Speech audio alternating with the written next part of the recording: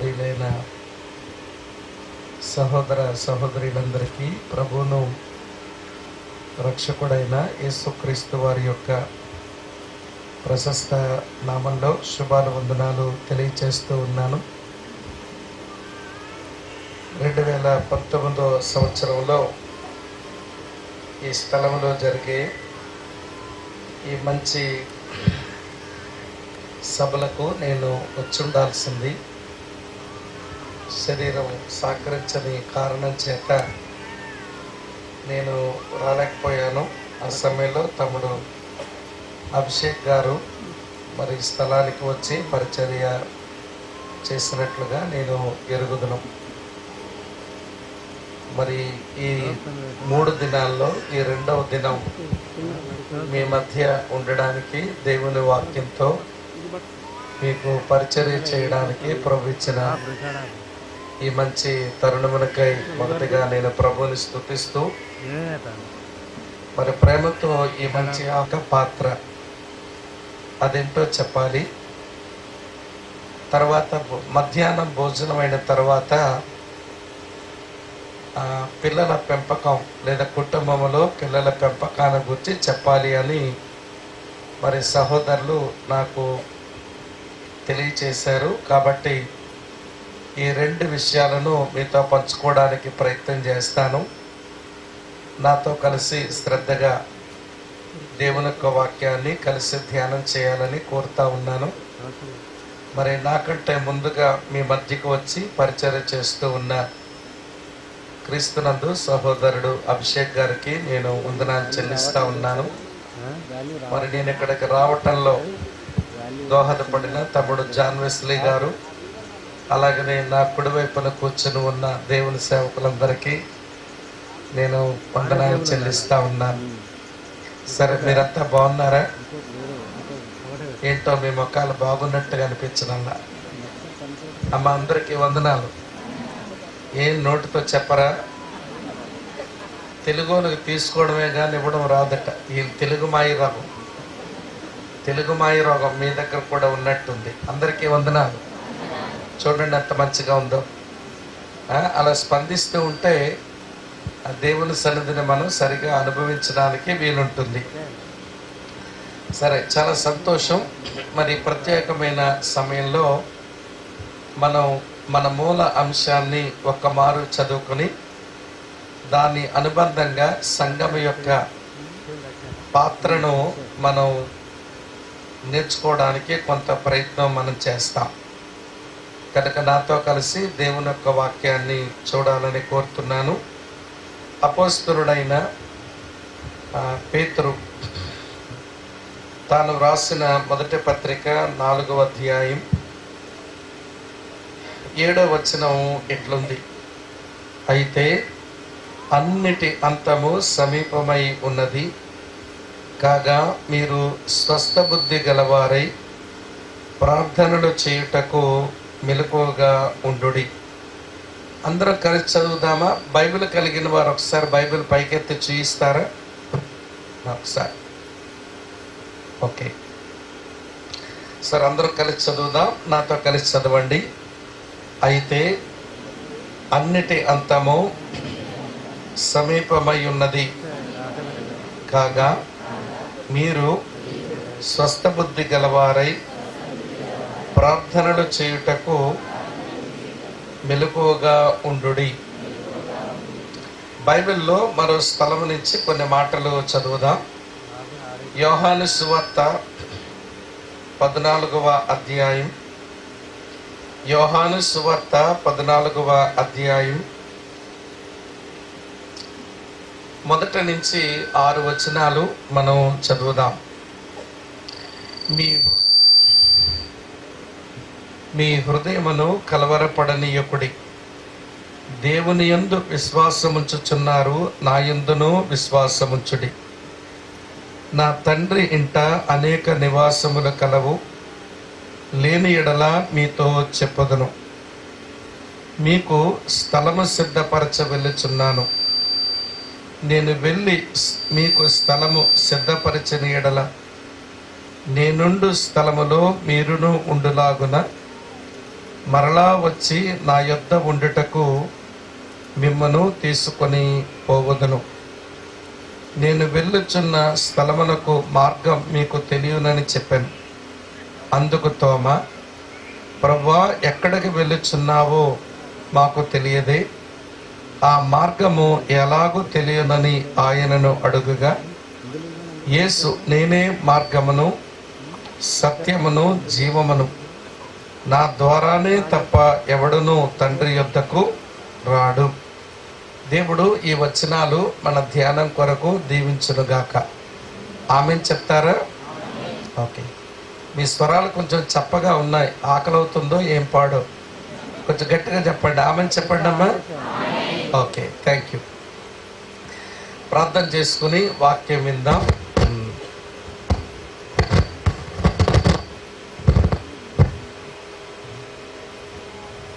Okay.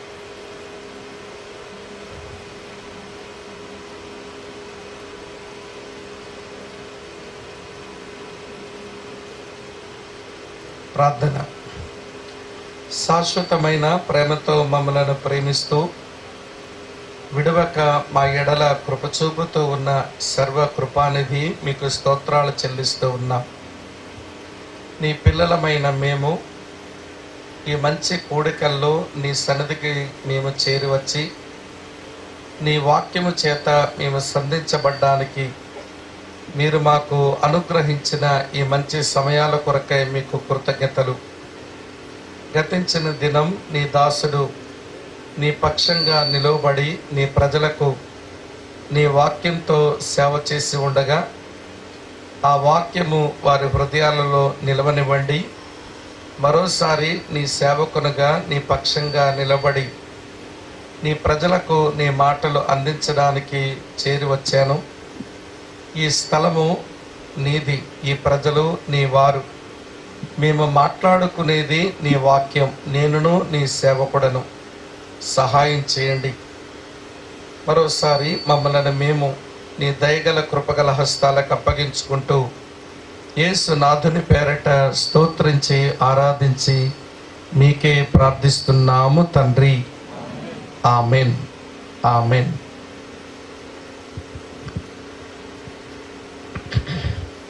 మానవ మాత్రుడమైన మనం కాలానికి సమయానికి బంధితులం. నా మాట మళ్ళీ వినండి. మానవ మాత్రులమైన మనం కాలానికి సమయానికి బంధితులం.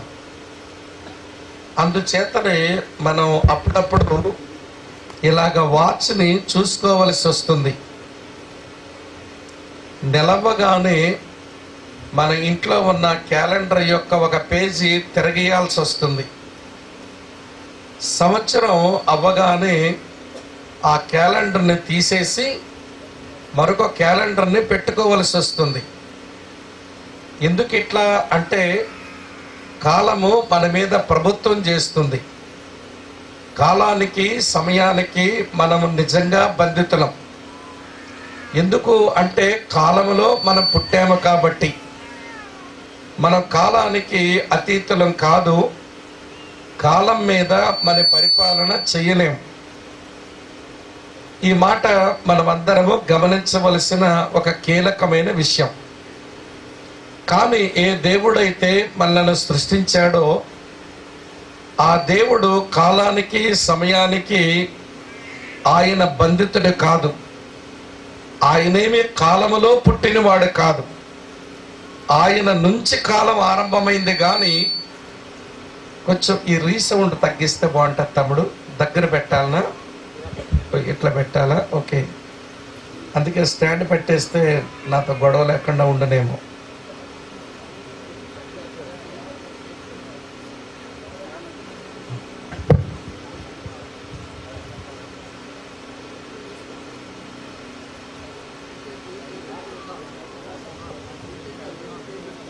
అని మైక్ మార్చుదామని ప్రయత్నం చేశాము, కానీ వీలు పడలేదు. మళ్ళీ మొదటికే వచ్చాము. కొంచెం భరించండి. ఎంత తక్కువ సౌండ్ పడితే అంత మంచిది తమ్ముడు. ఇక్కడ యాంప్లిఫైర్ ఉంటా, పెంచుకుంటా. హమ్మింగ్ రాకుండా చెప్పండి. సరే, మరోసారి నేను చెప్పిన మాటలు మళ్ళీ మీకు జ్ఞాపకం చేస్తాను, వినండి. మానవ మాత్రులమైన మనం కాలానికి సమయానికి బంధితులం. కాలము సమయము మన మీద ఏలుబడి చేస్తుంది. అందుకే అప్పుడప్పుడు వాచ్ చూసుకొని మనం దాన్ని బట్టి పని చేయవలసి వస్తుంది. అటు తర్వాత మనం నెలకొకసారి మన క్యాలెండర్లో ఉన్న ఒక పేజీని మనం తిప్పుకోవలసి వస్తుంది. సంవత్సరం తిరగగానే మన ఇంట్లో ఉన్న క్యాలెండర్ని తీసి మనం బయట పడేసి మరో క్యాలెండర్ పెట్టుకోవలసి వస్తుంది. ఇలా ఎందుకు మనం ప్రవర్తిస్తున్నాము అంటే, కాలము సమయము మన మీద ఏలుబడి చేస్తుంది గనక. అయితే మనం సృజించినటువంటి దేవుడు ఆయన కాలమునకు సమయమునకు ఆయన బంధితుడు కాదు, బానిస కాదు. కాలం ఆయన చేత ఏలబడుతుంది తప్ప ఆయన కాలము చేత ఏలబడడు. ఎందుకని అంటే ఆయన దగ్గర నుంచి కాలం ఆరంభమైంది. కానీ స్నేహితులారా, ఆయన కాలములో పుట్టినవాడు కాదు. ఆయన కాలములో పుట్టినవాడు అని మనం అనుకుంటే ఆయనను దేవునిగా మనం అంగీకరించాల్సిన పని లేదు. దేవునిగా ఆయనను ఆరాధించాల్సిన పని అంతకంటే మనకుండదు. ఈ మాటలు దేవుని పిల్లలంగా మొదట మనం తెలుసుకోవాలి. ఈ ఉపోద్ఘాతం ఎందుకు చెప్తున్నానంటే, మన సభలకు మనం కలిగి ఉన్న ఈ మూల వాక్యం ఇలా వ్రాసి ఉంది. అయితే అన్నిటి అంతము చెప్పండి సమీపమై ఉన్నది. అన్నిటి అంతము సమీపమై ఉన్నది అనే మాటకు ఈ ఉపోద్ఘాతం అవసరమని యోచించి ఆ మాటల మీతో చెప్తున్నాను. సరే, కాలానికి సమయానికి బంధితుడు కాని ఆ మహా గొప్ప దేవుడు కాలాన్ని గౌరవించి ఆయన ఎప్పుడెప్పుడు ఏది చేయాలో ఆయన చక్కగా నిర్ణయించుకుని ఉంచాట. దాని గురించి సొలొమోను చెప్తాడు. ప్రసంగి గ్రంథం 3వ అధ్యాయం 11వ వచనంలో, దేని కాలమందు అది చక్కగా జరుగునట్లు దేవుడు సమస్తమును నిర్ణయించి ఉంచాడు. అంటే ఆయన ఒక టైం టేబుల్, ఒక కాలమాన పట్టిక ఆయన పెట్టుకొని ఆయన పనిచేస్తున్నాడు. దేవునికి టైం టేబుల్ ఉంటుందా? అవునుంది. ఆ టైం టేబుల్ ప్రకారమే ఆయన పనిచేస్తాడు. మనం తొందర పెట్టిన ఆయన తొందరపాటు పనులు ఎప్పుడు నీలాగా చేయడు, నాలాగా చేయడు. ఉదాహరణకు ఆదికాండం 3వ అధ్యాయం 15వ వచనంలో మానవుల యొక్క క్షేమము కొరకు స్త్రీ సంతానంగా ఆయన వస్తాను అని చెప్పాడు. ఎప్పుడు వచ్చినాడు ఆయన? గలతీ పత్రిక 4వ అధ్యాయం 4వ వచనములో ఉంటుంది. అయితే కాలము సంపూర్ణమైనప్పుడు దేవుడు తన కుమారుని స్త్రీ సంతానంగా పంపించినాడట. ఇది దేవుని టైం టేబుల్. అయితే మనుషులు స్త్రీ సంతానంగా మెస్సయాని పంపిస్తానని చెప్పావు, ఎప్పుడొస్తాడు అని ఆనాటి మనుషులందరూ ఎదురు చూస్తూనే ఉన్నారు. వారు కనిపెడుతూనే ఉన్నారు. కానీ దేవుడు తన సమయంలోనే తన కుమారుని పంపగా దేవుని కుమారుడైన యేసుక్రీస్తు ప్రభు ఆయన పెట్టుకున్న నిర్ణయ కాలంలోనే వచ్చాడు. ఇంకొక మాట చెప్తా. సరే, వచ్చాడు ఆయన. 30 సంవత్సరాలు ఎవరికీ కనబడకుండా ఆయన రహస్యంగా నజరేతులో ఉండి తన జీవితాన్ని ఆయన కొనసాగించి ఆయన సేవ ఆరంభించినప్పుడు మొట్టమొదట ఆయన ఒక పెళ్లికి పోయాడు. ఆ పెళ్లిలో ద్రాక్షారసం అయిపోయింది. అక్కడున్న తల్లి వచ్చి అంటుంది, నాయనా ద్రాక్షారసం అయిపోయింది, ఏదన్నా చేసి పెట్టు అన్నట్టుగా అడిగింది ఆమె. అప్పుడాయన అంటాడు, అమ్మా నాతో నీకేమి పని చెప్పండి. తర్వాత మాట, నా సమయం ఇంకనూ రాలేదు. అక్కడి నుంచి ఇక్కడ రావడానికి నాకు సమయం ఉంది, అప్పుడే వచ్చా. ఇప్పుడు నేను దేవుని కుమారుడిని రుజువు చేసుకోవడానికి నేనేదో అద్భుతం చేస్తే దేవుని కుమారుడిని పెళ్ళికొచ్చిన వాళ్ళంతా నమ్ముతారని నువ్వు తొందర చేస్తున్నావు. అమ్మా నాతో నీకేం పని, నేను దేవుని కుమారుడుగా రుజువు అవ్వలసింది ఏదో ఒక అద్భుతం చేసి కాదు, నేను శిలువ మీద మనుషులందరి కొరకు ప్రాణం పెట్టి నేను దేవుని కుమారుడుగా ఖరారవ్వాలి. కనుక నా సమయం ఇంకా రాలేదు, నాతో నీకేం పని అన్నాడు. అర్థమవుతుందా అని చెప్పే మాట? ఒక మారు శిష్యులంతా తన చుట్టూ చేరితే, తన పుట్టు పెరిగినటువంటి ఊర్లో ఉన్నాడు. తన సహోదరులు శిష్యులు ఎదురుగా ఉండగా ఒక అవకాశం ఆయన ముందుకు వచ్చింది. శిష్యులు చెబుతున్నారు, యెరూషలేములో పండగ జరుగుతుంది, మరి పండగ పోదామా అని. అప్పుడు యేసు ప్రభు అన్నాడు, మీ సమయం ఎప్పుడు మీ దగ్గరే ఉంది, నాకింకా సమయం రాలేదు అన్నాడు. అక్కడ నుంచి ఇక్కడ రావడానికంటే ఒక టైం ఉంది, వింటున్నారా లేదా? భూమి మీద ఒక కార్యం చేయడానికంటూ టైం ఉంది, యెరూషలేముకు వెళ్ళడానికంటూ టైం ఉంది. అదే యేసుక్రీస్తు ప్రభు. యోహాను సువార్త 17వ అధ్యాయం 1వ వచనంలో, తండ్రి నా గడియ వచ్చి ఉన్నది అన్నాడు, నా సమయం వచ్చింది అన్నాడు. ప్రియులారా, అది సిలువలో తను మరణించడానికి తన తండ్రి చేత నియమించబడిన గడియ వచ్చిందని ఆయన తెలుసుకున్నాడు. ఈ మాటలన్నీ ఎందుకు మనం వింటున్నాం అంటే, కాలానికి సమయానికి బానిసలమైన మనం కాలమును బట్టి మనం బ్రతకాలి. కానీ కాలానికి సమయానికి బంధితుడు కాని మహా గొప్ప దేవుడు, ఆయన కాలంలో పుట్టినవాడు కాదు, ఆయన నుంచి కాలం ఆరంభమైంది. కానీ కాలాన్ని సమయాన్ని గౌరవించి ఒక ప్రణాళికబద్ధంగా జీవించాడు ఆయన. ఇప్పుడు ఆయన ఒక టైం టేబుల్ పెట్టుకున్నాడు. నెరవేర్చిన టైం టేబుల్, కొన్ని మాటలు చెప్పేశాను, ఇప్పుడు నెరవేర్చబడవలసిన టైం టేబుల్ ఉంది. ఆ టైం టేబుల్ కొరకైన వచనమే ఈ సభలకు మీరు పెట్టుకున్న మూల వచనం. ఏమని చదివాం మనం? అన్నిటి అంతము సమీపమై ఉన్నది. ఈ అంతములో దేవుడు పనులు కొన్ని పెట్టుకున్నాడు. ఆయన ఒక టైం టేబుల్ ప్రకారం పనులు చేద్దామని పెట్టుకున్నాడు. సరే, అన్నిటి అంతము సమీపమయ్యింది అనే మాట వెనకాల దేవుడు పెట్టుకున్న టైం టేబుల్లో కొన్ని సంఘటనలు భూమి మీద జరగాలి. అది ఒకదాని వెంబడి ఒకటి ఆయన జరిగిస్తాడట. ఆ కార్యక్రమం, ఆయన ప్రోగ్రాం, ఆయన పెట్టుకున్న ప్రోగ్రాములో వరుసగా చాలా పనులు జరుగుతాయి. సంఘముగా మన పాత్ర ఏదో తెలుసుకొని, సంఘముగా ఈ అన్నిటి సమయము అంతమైనప్పుడు మనం ఎట్లా జీవించాలనో, మన పాత్ర ఎలా పోషించాలనో అర్థం అవ్వడానికి దేవుని ప్రోగ్రాం చెప్తాను, వరుసగా వినండి. ఒకదాని వెంబడి ఒకటి జరగవలసిన దేవుని ప్రోగ్రాం. మొట్టమొదటి ప్రోగ్రాం ఏంటి అని అంటే, సంఘము ఎత్తబడుట. ఇంగ్లీష్లో the rapture of the church అన్నారు.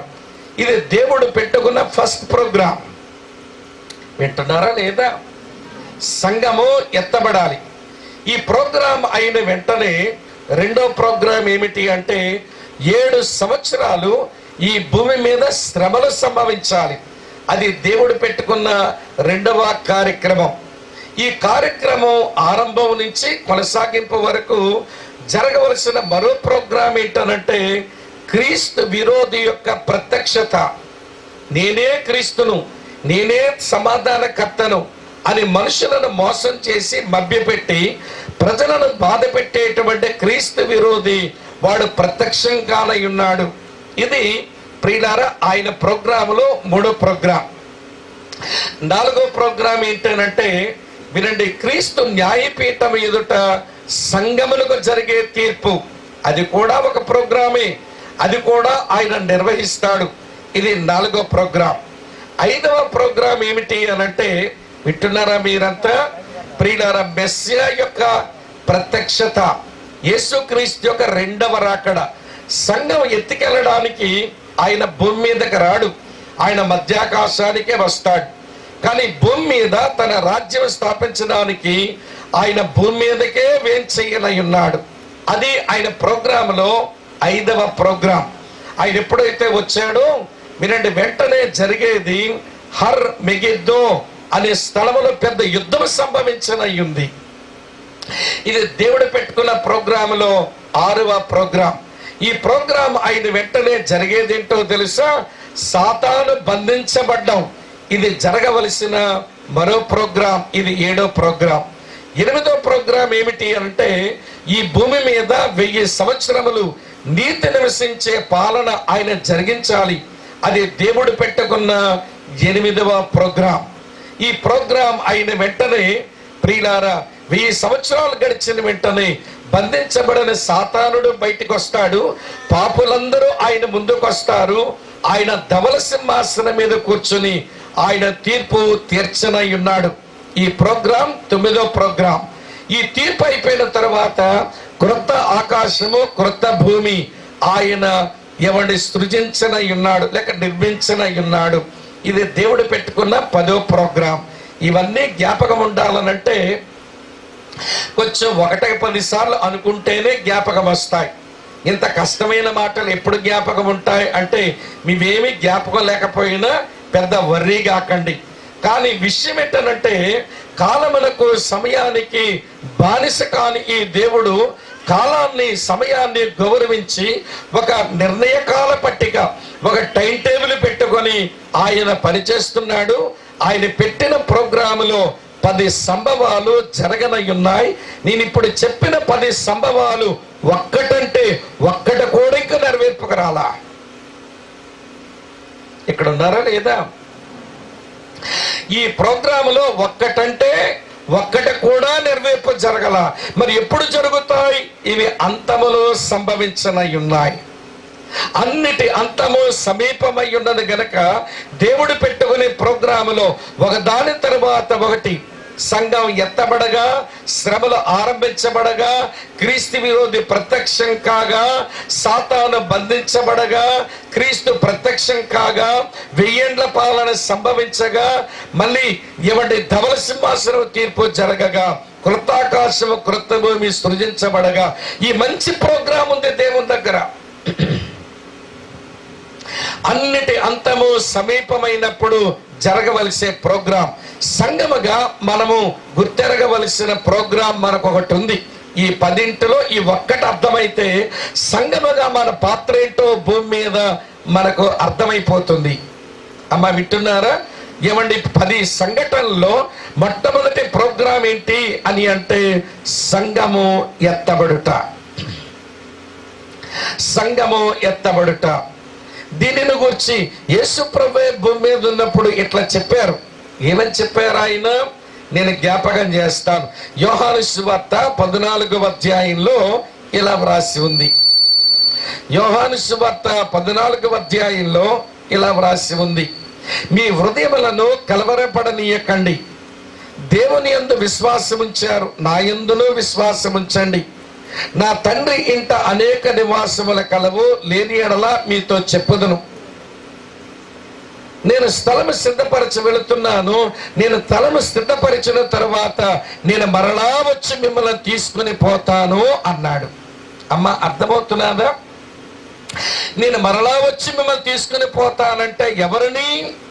తన రక్తములో కడగబడి, తన రక్తముతో కొనబడి, పరిశుద్ధాత్మ వలన సమైక్యపరచబడి సంగముగా చేయబడిన దేవుని పిల్లలను ఆయన తీసుకుని పోతాడు. ఎత్తబడేది సంఘం. ఈ మాట దయతో మీరు గమనించాలని కోరుతున్నాను. యేసు ప్రభు అన్నిటి అంతము సమీపమయ్యింది అని చెప్పి ఆయన అన్నిటి అంతములో ఆయన చేయబోయే ఫస్ట్ ప్రోగ్రాం ఏంటి అనంటే ఆయన సంఘమును ఆయన తీసుకుని పోతాడు. దాని కొరకు మనం సిద్ధపడాలి. ఈ మాట యేసు ప్రభువే నోరారా చెప్పినారు. సరే, ఆయన మాట అట్టి పెట్టండి. ఆయన పరలోకానికి వెళ్ళిపోతా ఉన్నప్పుడు, అమ్మ అర్థమవుతున్నదా? ఆయన పరలోకానికి వెళ్ళిపోతా ఉన్నప్పుడు దేవదూతలు కనబడి ఇలా అన్నారు, హే గల్లే మనుషులారా, మీరు ఎందుకు ఇలా తేరి చూస్తున్నారు? మీ యొద్ద నుంచి కొనుపోబడిన ఈ యేసే ఎలాగ కొనుపోబడ్డాడో అలాగనే మళ్ళీ తిరిగి వస్తాడు అన్నారు వాళ్ళు. అంటే దేవుని కుమారుడు వస్తానని చెప్పాడు, దేవదూతలు కూడా ఆయన వస్తాడని చెప్పారు. మొదటి తెస్సలోనిక పత్రిక 4వ అధ్యాయం 16వ వచనంలో ఒక దేవుని సేవకుడు చెప్తున్నాడు ఇలాగా, ఆర్భాటముతోను ప్రధాన దూత శబ్దముతోను దేవుని బోరతోను దేవుని కుమారుడు వినండి ఆయన ప్రత్యక్షం కానయున్నాడు అని దేవుని సేవకుడు కూడా చెప్పాడు. బైబిల్ ఏమంటుందో తెలుసా? ఏదైనా ఒక విషయాన్ని మనం నమ్మాలి, అంగీకరించాలి, దాన్ని ప్రామాణికంగా ఎంచాలంటే ఎంతమంది సాక్షులు ఉండాలట?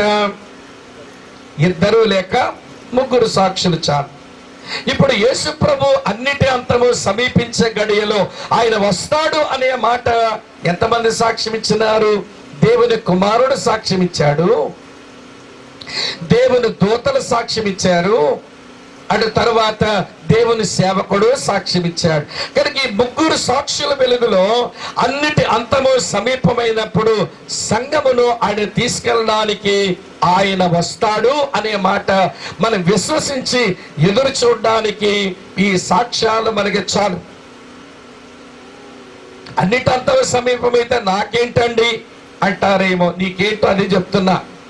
అన్నిటి అంతము సమీపమైనప్పుడు నాకేంటి అంటే ఆయన వస్తాడు, నువ్వు నేను ఎత్తబడాలి.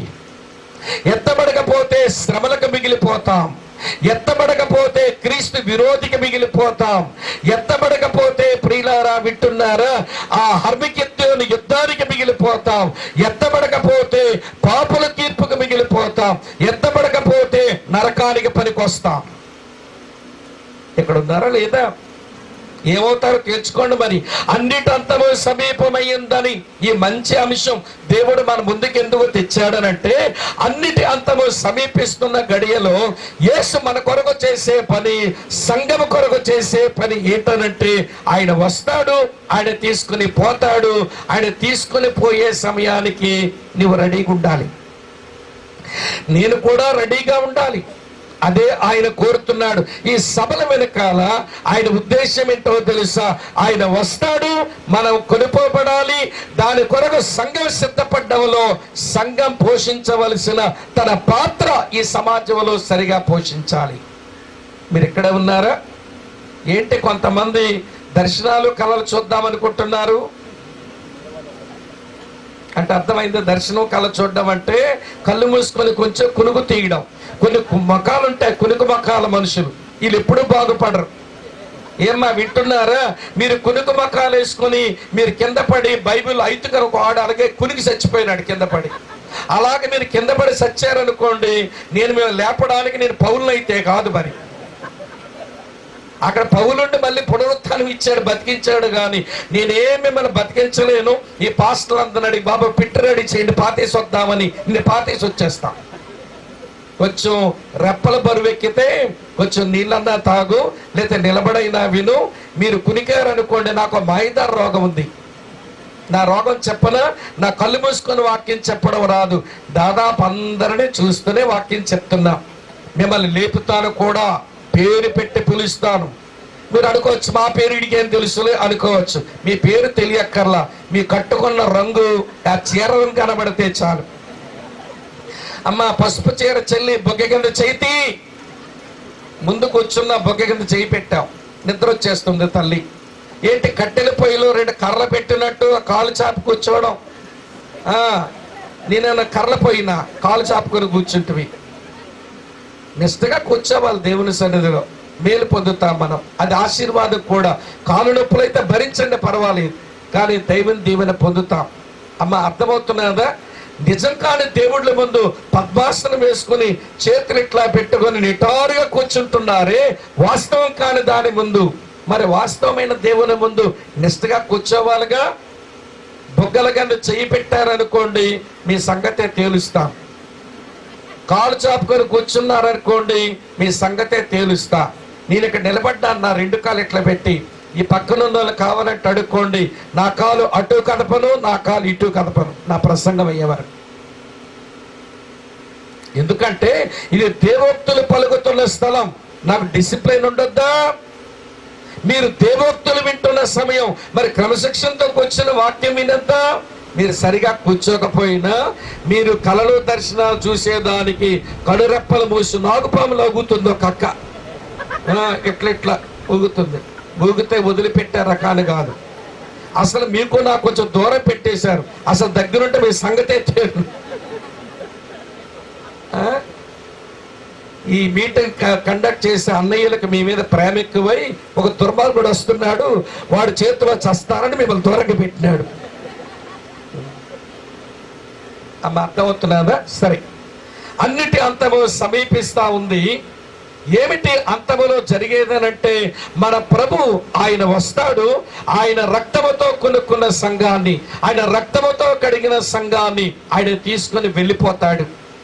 అలా వెళ్ళకపోతే శ్రమలకు లోనవుతారు మనుషులు, క్రీస్తు విరోధి పాలనకు లోనవుతారు మనుషులు, ప్రియుల హర్మగిద్దోని యుద్ధములో చేస్తారు మనుషులు, ధవల సింహాసనంలో పాపుల తీర్పులో మిగులుతారు మనుషులు, చివరికి యుగయుగాలు అంటే నరకానికి గురవుతారు మనుషులు. కాబట్టి సంఘముగా చేర్చబడిన మనం, ఆయన వస్తాడు, మనం ఎత్తబడాలి. అయితే మనం ఎట్లుంటే ఎత్తబడతాము, ఎలాంటి పాత్ర మనం పోషిస్తే ఎత్తబడతాము అనేది ఈ సందేశంలో మనం నేర్చుకుంటాం. బైబిల్ దేవుడు గుడ్డి నమ్మకానికి ఎప్పుడు దారి చూపలా. ఈ బైబిల్ దేవుడు గుడ్డిగా నమ్మండి అంటే ఎప్పుడు ఆయన ఆధారాలు చూపిస్తాడు. ఆధారాల్ని ఆధారంగా చేసుకుని ఆ దేవుని యందు విశ్వసించడం మనం నేర్చుకోవాలి. ఇప్పుడు సంఘం ఎత్తబడ్డం అనే ప్రక్రియకు దేవుడు సాక్ష్యాలు మిగిల్చాడు. ఆ సాక్ష్యాల వెలుగులో ఎలా ఉంటే ఎత్తబడతామో, ఎలా ఉంటే సంఘముగా మన పాత్రను మనం పోషించవచ్చునో నేను మీకు నేర్పించే పని చేస్తాను. రండి, దానికి 3 వినండి ప్రియ అనుభవాలు, ఒక 3 అనుభవాలు చూపించి నా సందేశం ముగిస్తానంటే ఇప్పుడు అనుకోకండి, ఇప్పుడు మొదలెడుతున్నా. 3 జీవితాలు చూపించాలిగా మీకు. వినండి ప్రియులారా, ఆ 3 జీవితాలు చెప్పి అప్పుడు ముగిస్తాను. నెంబర్ 1, మొట్టమొదటి విషయం, ఆదికాండం 5వ అధ్యాయానికి రండి. ఆదికాండం 5వ అధ్యాయం 23-24 వచనాలు. హానోకు దినములన్నయు 365 ఏండ్లు. హానోకు దేవునితో నడిచిన తరువాత దేవుడు అతనిని తీసుకొని పోయెను గనుక అతడు లేకపోయెను. ప్రభువైన యేసుక్రీస్తు వారు వచ్చినప్పుడు హానోకు ఎలాగ తీసుకుని పోబడ్డాడో సంఘమైన మనం కూడా అలాగే తీసుకుని పోబడతాం. అన్నిటి అంతము సమీపమై ఉన్నది. ఈ అంతములో ఆయన వస్తాడు, సంఘమైన మల్లను ఆయన తీసుకుని పోతాడు. కనుక ప్రియులారా, ఇప్పుడు హానోకు లాంటి జీవితాన్ని మనము అలవర్చుకోవాలి. రండి, ఇప్పుడు చెప్తాను. హానోకు ఎలా బ్రతికితే ఎత్తబడ్డాడు, ఈరోజు సంఘముగా మనం ఎలా బ్రతికితే మనం ఎత్తబడతామో నేను హానోకు జీవితం నుంచి ఒక 2 సంగతులు నేను మీకు జ్ఞాపకం చేస్తాను. మొదటి సంగతి, హెబ్రీయులకు రాసిన పత్రిక 11వ అధ్యాయం చూడండి. హెబ్రీయులకు రాసిన పత్రిక 11వ అధ్యాయం చూడండి, చదువుతున్నాను చూడండి. 5-6 వచనాలు ఇలా ఉన్నాయి. హెబ్రీయులకు రాసిన పత్రిక 11వ అధ్యాయం 5-6 వచనాలు. విశ్వాసమును బట్టి హానోకు మరణము చూడకుండునట్లు కొనిపోబడెను. అతడు కొనిపోబడక మునుపు దేవునికి ఇష్టడై ఉండెనని సాక్ష్యము పొందెను. కాగా దేవుడు అతన్ని కొనిపోయిన గనక అతడు కనబడలేదు అని రాసి ఉంది. హానోకు ఎత్తబడ్డానికి మొదటి కారణం ఏంటి అంటే ఆయన దేవునికి ఇష్టడైనాడు. ఈరోజు సంఘముగా మనం ఆయన వచ్చినప్పుడు మనం ఎత్తబడాలి అని అంటే మనం దేవునికి ఇష్టలం అవ్వాలి. ఎట్లా ఇష్టలం అవుతాము? వినండి ప్రియులారా, దేవునికి ఎప్పుడు ఇష్టలం అవుతామో ఇక్కడ రాస్తుంది చూడండి. అదే 11వ అధ్యాయం 6వ వచనంలో, విశ్వాసము లేకుండా దేవునికి ఇష్టడై ఉండుట అసాధ్యం. దేవుని యందు మన విశ్వాసం వచ్చినప్పుడు మనం దేవునికి ఇష్టలం అవుతాం. ఈ రోజున సంఘం దేవుని యందలి విశ్వాసంతో దేవునికి ఇష్టలుగా సంఘం బ్రతికితే ఆయన వచ్చినప్పుడు ఆ సంఘం అది ఎత్తబడుతుంది అనే మాట లేఖన వాస్తవం. అయితే మరొక ప్రశ్న, మరి విశ్వాసం ఉంటేనే దేవునికి ఇష్టలం అవుతాము, దేవునికి ఇష్టలమైతేనే ఎత్తబడతాము, మంచిది. మరి విశ్వాసం ఎట్లా వస్తుందండి? విశ్వాసం ఎలా వస్తుంది? వినండి ప్రియులారా, రోమాపత్రిక 10వ అధ్యాయం 17వ వచనములో పౌలయ్య రాశాడు. విశ్వాసం ఎట్లొస్తుందట? ఏమంటే వినుట వలన ఏమి కలుగును? విశ్వాసము కలుగును. ఆ వినడం ఏం వినాలట? యేసుక్రీస్తును గూర్చిన వాక్యం వినాలి. ఎందుకండి సభలు, ఎందుకండి ఖర్చులు, ఎందుకండి కష్టం, ఎందుకండి ప్రయాస అంటే వాక్యం వినిపిస్తే, విశ్వాసం వస్తే, మీరు దేవునికి ఇష్టమైతే ఆయన వచ్చినప్పుడు, అన్నిటి అంతము సమీపమించినప్పుడు, ఆయన వచ్చినప్పుడు మనం ఎత్తబడతామని. అమ్మ అర్థమవుతున్నదా? మరి ఇప్పుడు హానోకు దేవునికి ఇష్టడై ఎత్తబడ్డాడు కదా, మరి విశ్వాసం ఉండి ఎత్తబడ్డాడని రాస్తుంది. దేవునికి ఇష్టడై ఎత్తబడ్డాడు, విశ్వాసము కలిగిన వాడై ఎత్తబడ్డాడు. మరి ఆయన విశ్వాసం ఉంచడానికి ఏం వాక్యం విన్నాడు? ఎవరు చెప్పినారు వాక్యం?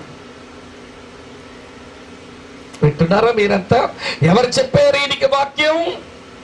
వినండి వినండి ప్రియులు, మంచి మాట, దేవుడే చెప్పాడు వాక్యం. ఏం చెప్పినాడంటే, అతని 65వ ఏట అతను ఉన్నప్పుడు పిల్లగాడు పుట్టినాడు.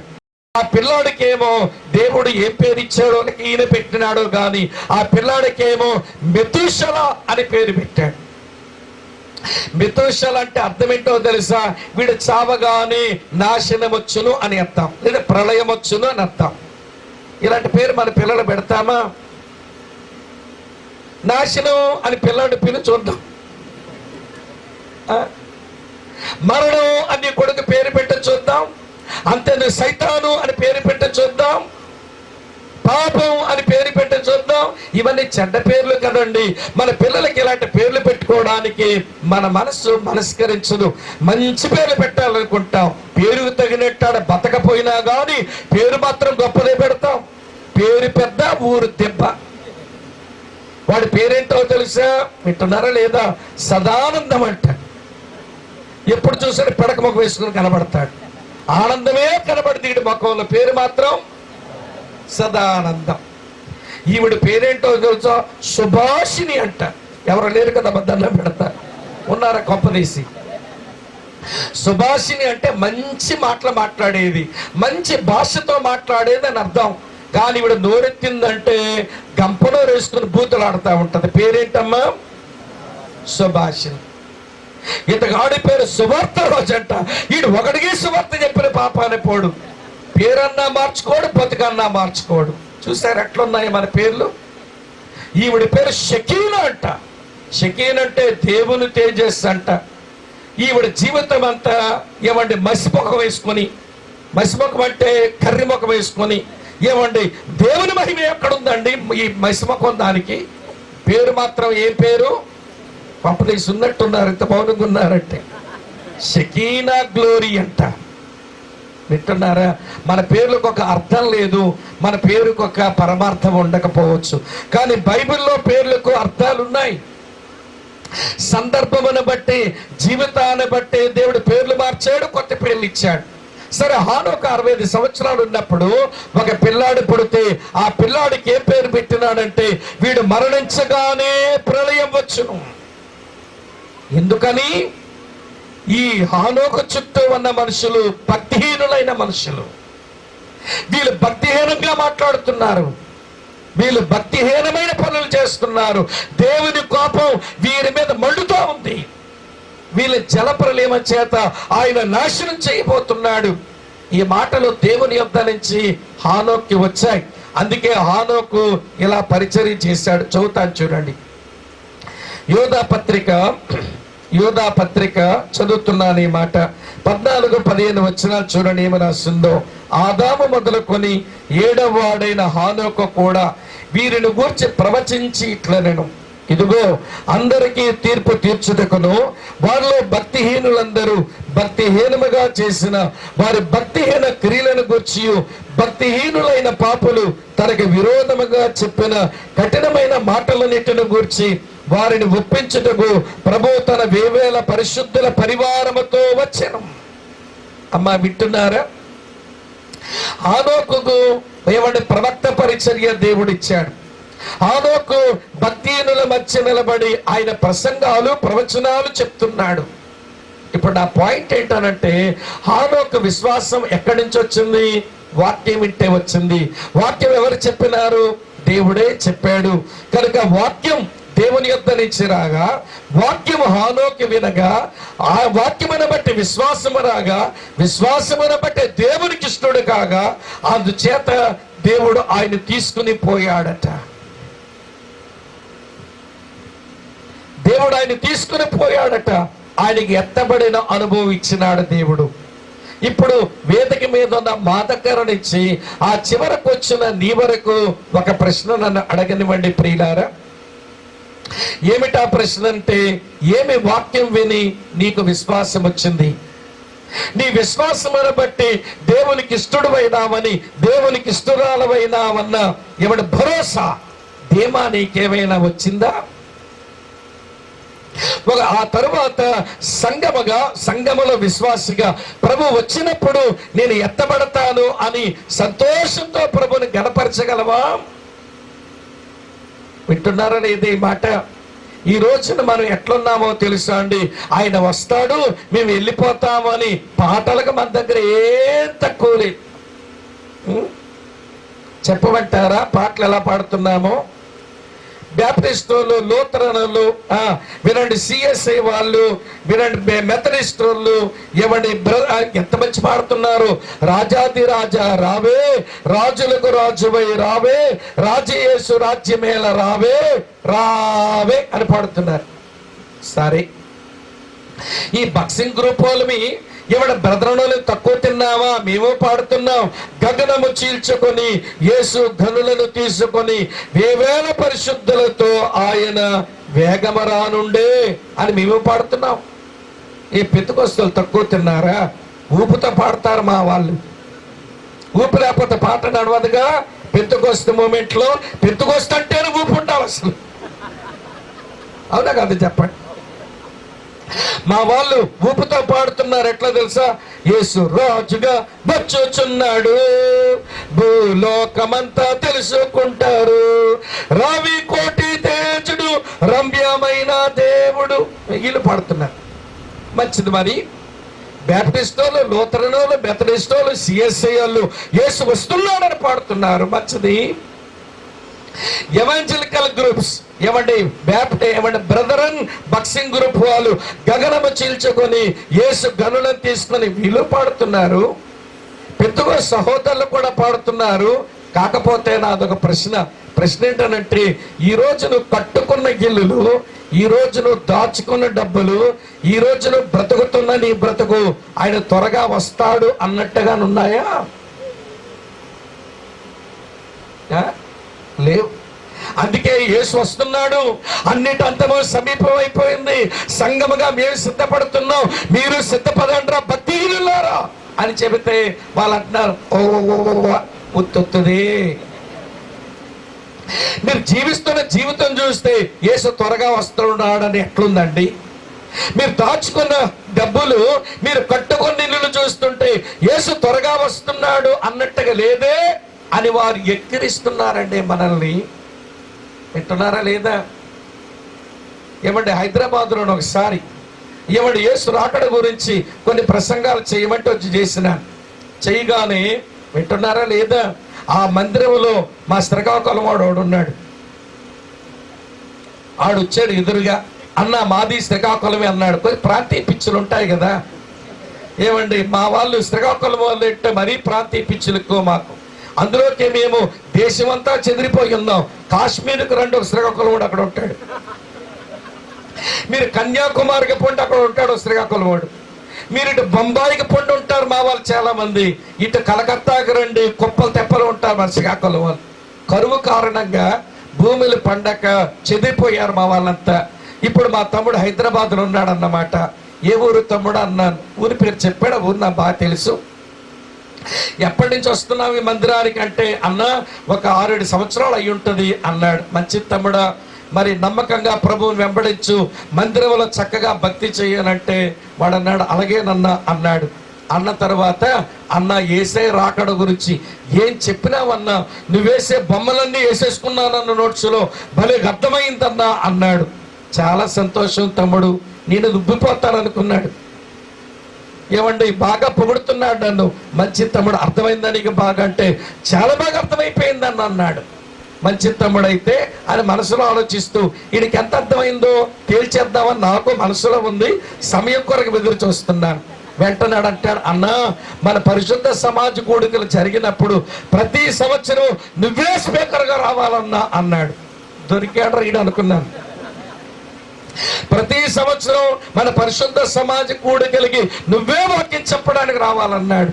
నేనన్నాను, నేనెందుకు తమ్ముడు, మళ్ళీ కోటాలు ఎందుకు తమ్ముడు, ఆయన వచ్చేస్తాడు, మనం వెళ్ళిపోతాం కదా అన్నాను. ఆడ అమాయకంగా అంటాడు, ఇల్లుడు వెళ్తాడు అన్నా, నువ్వు రావాల్సిందే, కోట పెట్టాల్సిందే. ఇల్లుడు వెళ్తాడు అన్నా, నువ్వు రావాల్సిందే, కోట పెట్టాల్సిందే, నువ్వు వాక్యం చెప్పాల్సిందే. వీడు ఎల్లడంట, నన్ను ఎల్లడంట. చూడు, ఈరోజు సేవకులు, ఈరోజు విశ్వాసులు యేసు రాకడ గురించి చెప్పుకుంటున్నాం, యేసు రాకడ గురించి పాడుకుంటున్నాం, యేసు వస్తాడని ఇలాంటి ప్రసంగాలు ఎవరు దంచిపడేస్తున్నాం. కానీ మనం కట్టుకున్న మన ఇల్లులు, మనం దాచుకున్న మన పైసలు, మనం జీవిస్తున్న జీవితం ఆయన త్వరగా వస్తాడన్నట్లుగా లేదు. హానోకు చూడండి, ఏమండి, ఆయన ఎత్తబడే ప్రక్రియలో ఈరోజు సంఘం ఎత్తబడాలని ఎదురు చూస్తుంది. కానీ హానోకు దేవునికి ఇష్టలుగా జీవించి ఎత్తబడ్డాడు. ఈరోజు సంఘములో ఉన్న మనమంతా, మనలో ఎంతమంది దేవునికి ఇష్టలుగా జీవిస్తున్నాం అన్నది ఒక గంభీరమైన ప్రశ్న. ఏంటి నీ బాధ్యత, ఏంటి నీ పాత్ర సంఘంలో? లోకానికి అది ఉద్ధరిద్దువు గాని తర్వాత సంగతి, లోకాన్ని ఉద్ధరిద్దువు గాని తర్వాత సంగతి. అసలు ముందు నేను సృజించిన దేవునికి, నీ పాపాల కొరకు సిలువలో మరణించి నీకు పాపక్షమాపణ తెచ్చిన దేవునికి ముందు ఇష్టలుగా బతకడం నేర్చుకో. విశ్వాసముతో ఇష్టడు బాబు. అమ్మా, బాధపడుతున్నానా మీకు? ఇప్పుడు చెప్పండి ప్రియులారా, యేసు రాజుగా వచ్చున్నాడని పాడేసి వెళ్ళిపోతాను అనుకుంటున్నావా? గగనము చీల్చుకొని యేసు గన్లను తీసుకొని పాడేస్తే వెళ్ళిపోదాం అనుకుంటున్నావా? రాజాది రాజా రావే అని పాడేస్తే పోతాను అనుకుంటున్నావా? వినండి ప్రియమైన స్నేహితులారా, ఎలా వెళ్తామో తెలుసా? ఆయనకి ఇష్టలం కావాలి, విశ్వాసమని బట్టి ఇష్టం కావాలి. ఇప్పుడు మన విశ్వాసపు రంగు తేలుస్తా. విశ్వాసులని మీరంతా ఆమె చెప్పండి ఒకసారి. పిశాసుల్లా చెప్పండి, విశ్వాసుల్లా చెప్పండి. మీరు విశ్వాసులే కదా. సరే, మన విశ్వాసముతో దేవునికి ఇష్టమైతే, ఎత్తబడ్డానికి పనికొచ్చే వాళ్ళమైతే, మన విశ్వాసం ప్రభు మెచ్చే విశ్వాసమేనా అన్నది ప్రశ్న.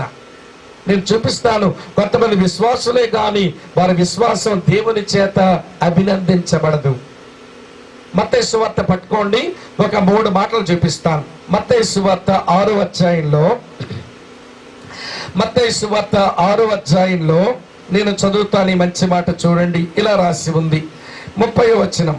మత్తయి సువార్త 6వ అధ్యాయం 30వ వచనం. నేడు ఉండి రేపు పొయ్యిలో వేయబడు అడవి గడ్డిని దేవుడిలాగా అలంకరించిన యెడల అల్ప విశ్వాసులారా, మీకు మరణిశ్చయముగా వస్త్రము ధరింప చెయ్యును కదా. ఏమిటి? యేసు ప్రభువుని వెంబడించడానికి తమ తోణులు వదిలేశారు, తమ వలలు వదిలేశారు, తమ యొక్క వినండి తండ్రిని వదిలేశారు. ప్రభుని వెంబడించి వచ్చిన శిష్యులతో మాట్లాడుతుంటాడు. ఏమన్నా తెలుసు? అల్ప విశ్వాసులారా, ఏం తింటాం, ఏం త్రాగుతాం, ఏమి ధరించుకుంటాం, రేపేమి సంభవిస్తుందన్న చింతతో ఉన్నారు. మీ విశ్వాసం చింతతో కలిసింది గనక మీది అల్ప విశ్వాసమే. మీ విశ్వాసం నాకు అస్సలు నచ్చలా. ఈరోజు చాలా మంది క్రైస్తవుల విశ్వాసంలో చింతలు కలిసిపోయి ఉంటాయి. ఇటువైపు విశ్వాసం ఉందంటారు, అటువైపు ఏమో ఏం తింటాం, ఏం త్రాగుతాం, ఏం ధరించుకుంటాం, రేపేమవుతుంది, పిల్లాడికి ఉద్యోగం ఏంటి, పిల్లకి పెళ్ళేంటి, పిల్లకి మరొక పిల్లలా పడుతుంది. ఊరికే చింత. చెప్పండి, ఇప్పుడు నరహత్య చేయవద్దు అనే ఆజ్ఞ ఎంత కఠినమైనదో, వ్యభిచరించవద్దు అనే మాట ఎంత కఠినమైనదో, దొంగిలించవద్దనే మాట ఎంత ఖచ్చితమైనదో, చింతించవద్దు అనేది అంతే ఖచ్చితమైన ఆజ్ఞ. కానీ చింత వదిలేవా? మాట్లాడరే. చింత వదిలేవా? నీ చింత యావత్తు ఆయన మీదే వేసావా? మళ్ళీ విశ్వాసులు అంటావే. నీ విశ్వాసానికి చింత కలుపుకొని అవిశ్వాసంగా ఉండి దేవునికి ఇష్టం కాని మనుషుల్లాగా బతికి ఎత్తబడతామంటే ఏవెత్తబడతా వల్లకాడు మిగిలిపోతాం. ఇది మనం అందరం అర్థం చేసుకోవాలి. ఈ పూట నాకు చింత లేదన్నా, ఏ చింత వచ్చినా దేవుని మీద వేస్తున్నానన్నా అనేటువంటి ఆనందం మన ఆధ్యాత్మిక జీవితంలో కనబడాలి. కానీ ఏదో చింత పెంచుకొని ఆ చింత కాస్త విచారమై, విచారం కాస్త మనోవ్యాకులమై, మనోవ్యాకులం కాస్త మనస్తాపమై, మనస్తాపం కాస్త మానసిక రోగమై, మానసిక రోగం కాస్త ముదిరి పిచ్చై బతుకుతున్నారు మన వాళ్ళు. మెచ్చుతాడా నీ విశ్వాసాన్ని?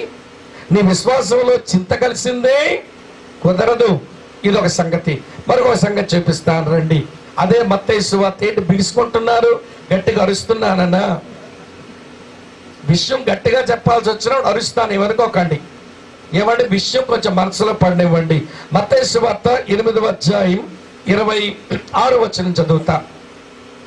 మత్తయి సువార్త 8:26. అందుకు ఆయన, మళ్ళీ గమనిస్తున్నారా? అందుకు ఆయన, అల్ప విశ్వాసులారా ఎందుకు భయపడుతున్నారని వారితో చెప్పి లేచి గాలిని సముద్రమును గద్దెంపగా మిక్కిలి నిమ్మలమాయను.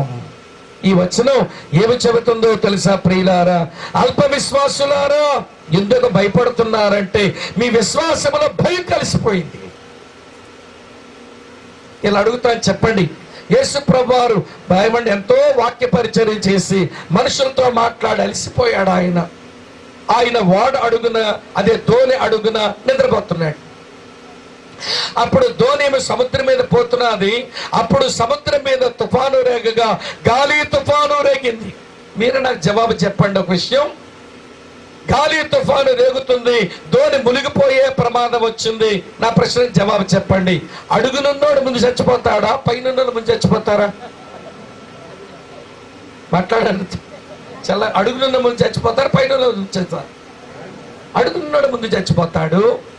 రెండో సంగతి, నిద్రపోయినోడు ముందు చచ్చిపోతాడా, మెలుకోగుండోడు ముందు చచ్చిపోతారా? నిద్రపోయినోడు ముందు చచ్చిపోవాలి. వడ్రంగోడు ముందు చచ్చిపోతాడా, చేపలు పట్టుకున్న వాళ్ళ ముందు చచ్చిపోతారా? చెప్పండి. చేపలు పట్టుకున్న వాళ్ళ వాళ్ళకొచ్చి ఈతని ఈతారు కదండి చేపలు పట్టుకునేటోళ్ళు.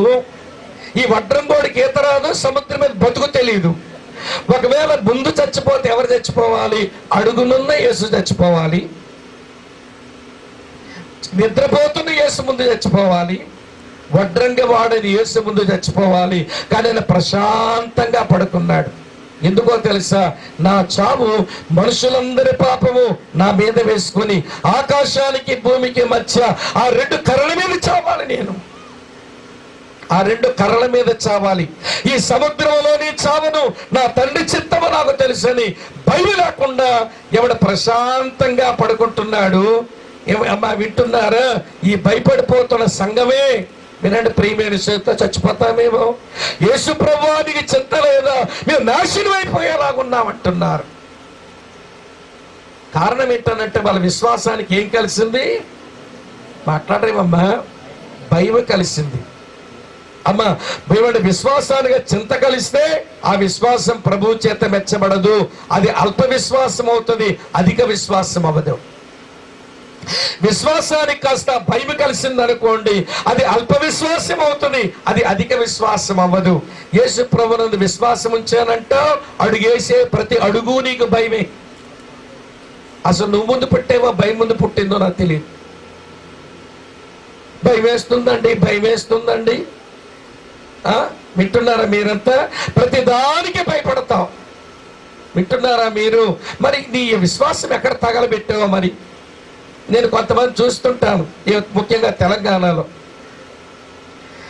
ఏమండి ఆ ఇంటి ముందంటే ఎవరు దిగదొడిచి నిమ్మకాయలు, ఏమండి ఎండు మిరపకాయలు, అన్నమేమో సున్నంతో కలిపేసి పసుపు కలిపేసి ఇంటి ముందు పెట్టారనుకోండి, ఈవిడ సంచరం వచ్చేసినప్పుడే ఎవరో దిష్టి తీసి మా ఇంటి ముందు పెట్టారన్నా దెయ్యం వచ్చి మీద పడిపోతుందట, పీక నొక్కేస్తుందట.